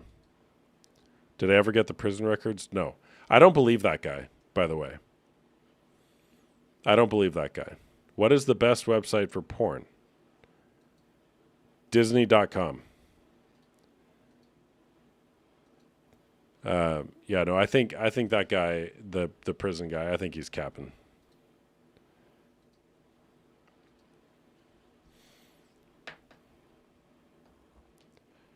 Baffles me how people are okay being in some sort of chain like addiction. What's so Good to defend it. Not cheating, but it's weird, and only addicts say it's not weird. Yeah. I mean, look, it's like I share this example early on when I started this. I had a discovery call with this guy, and not always, but oftentimes I ask, like, do you have any other addictive behaviors like drugs or alcohol? And this guy says, well, I drink. I'm like, okay. Well, how often do you drink? It's like, well, a couple times a month. Okay. Well, how many? Like, how many drinks are you having? He's like, like 15 to 18. Okay. Like a month, 15 to 18 a month. And he's like, no, 15 to 18 a day. Okay. All right. 15 to 18 a day. All right. Would you consider yourself an alcoholic? And he's like, no. I'm like, okay. All right. Got it. I'm not asking him to agree with my opinion, but it's a lot of beer. It actually was cool. The outcome. See, look, when I schedule a call, this is not for me to sell you on anything. The outcome of that call, after talking to this guy for a while, it was like, bro, I think, do you think AA might be helpful for you? And it was so cool, actually. He went to an AA meeting that day. That was the outcome of the call I had with him. This guy went to an AA meeting, and I checked in with him for a while, for like a month or two. He checked in with me every day about his sobriety from alcohol. So, yeah, it was cool. And he did join one of my groups after that, but it was neat. If that's cheating, then no R-rated movies are either. Nope, false. Dwayne Starr. R-rated movies have a different intent. Pornography is erotic imagery, usually depicting an organ or multiple organs of a person with the erotic intent to arouse. Your typical sex scene in an R-rated movie is not pornography. Its intent, it does not have an erotic intent to arouse. There is a difference between art and porn. Now, I would say some R-rated movies contain sex scenes that I would say are pornographic in nature. It's not a movie, but like Game of Thrones. That's porn, in my opinion. But Top Gun Maverick, not porn. I didn't watch the XO. I mean, I've seen some stuff on XO, but there's so much good stuff out there, Christy. You're a junkie. You're for sure a junkie. Which I love. That's the thing. Somebody said to me the other day, once you start improving yourself, it becomes like an addiction in and of itself. And I'm like, yeah. Yeah. And it's a great thing to do. Saying Games of Thrones is porn is a bad take, no doubt. Okay, we don't have to agree on that. How many eggs can you eat in one sitting? I don't understand.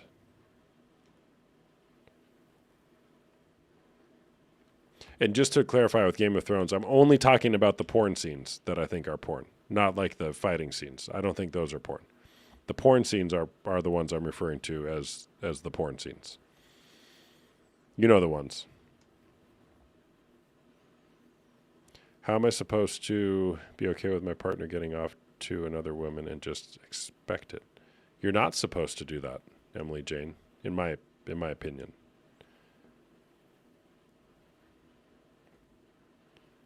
I would say you're not supposed to come to accept your partner to lust after other women.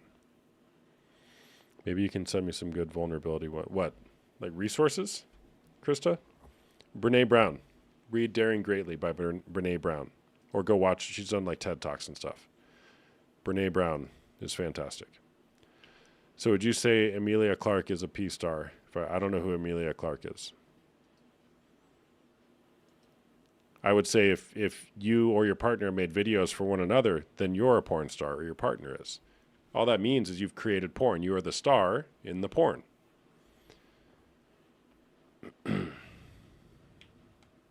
Paris Hilton, porn star. Kim Kardashian, porn star. They are the star in pornographic films. Yeah, Daring Greatly by Brene Brown.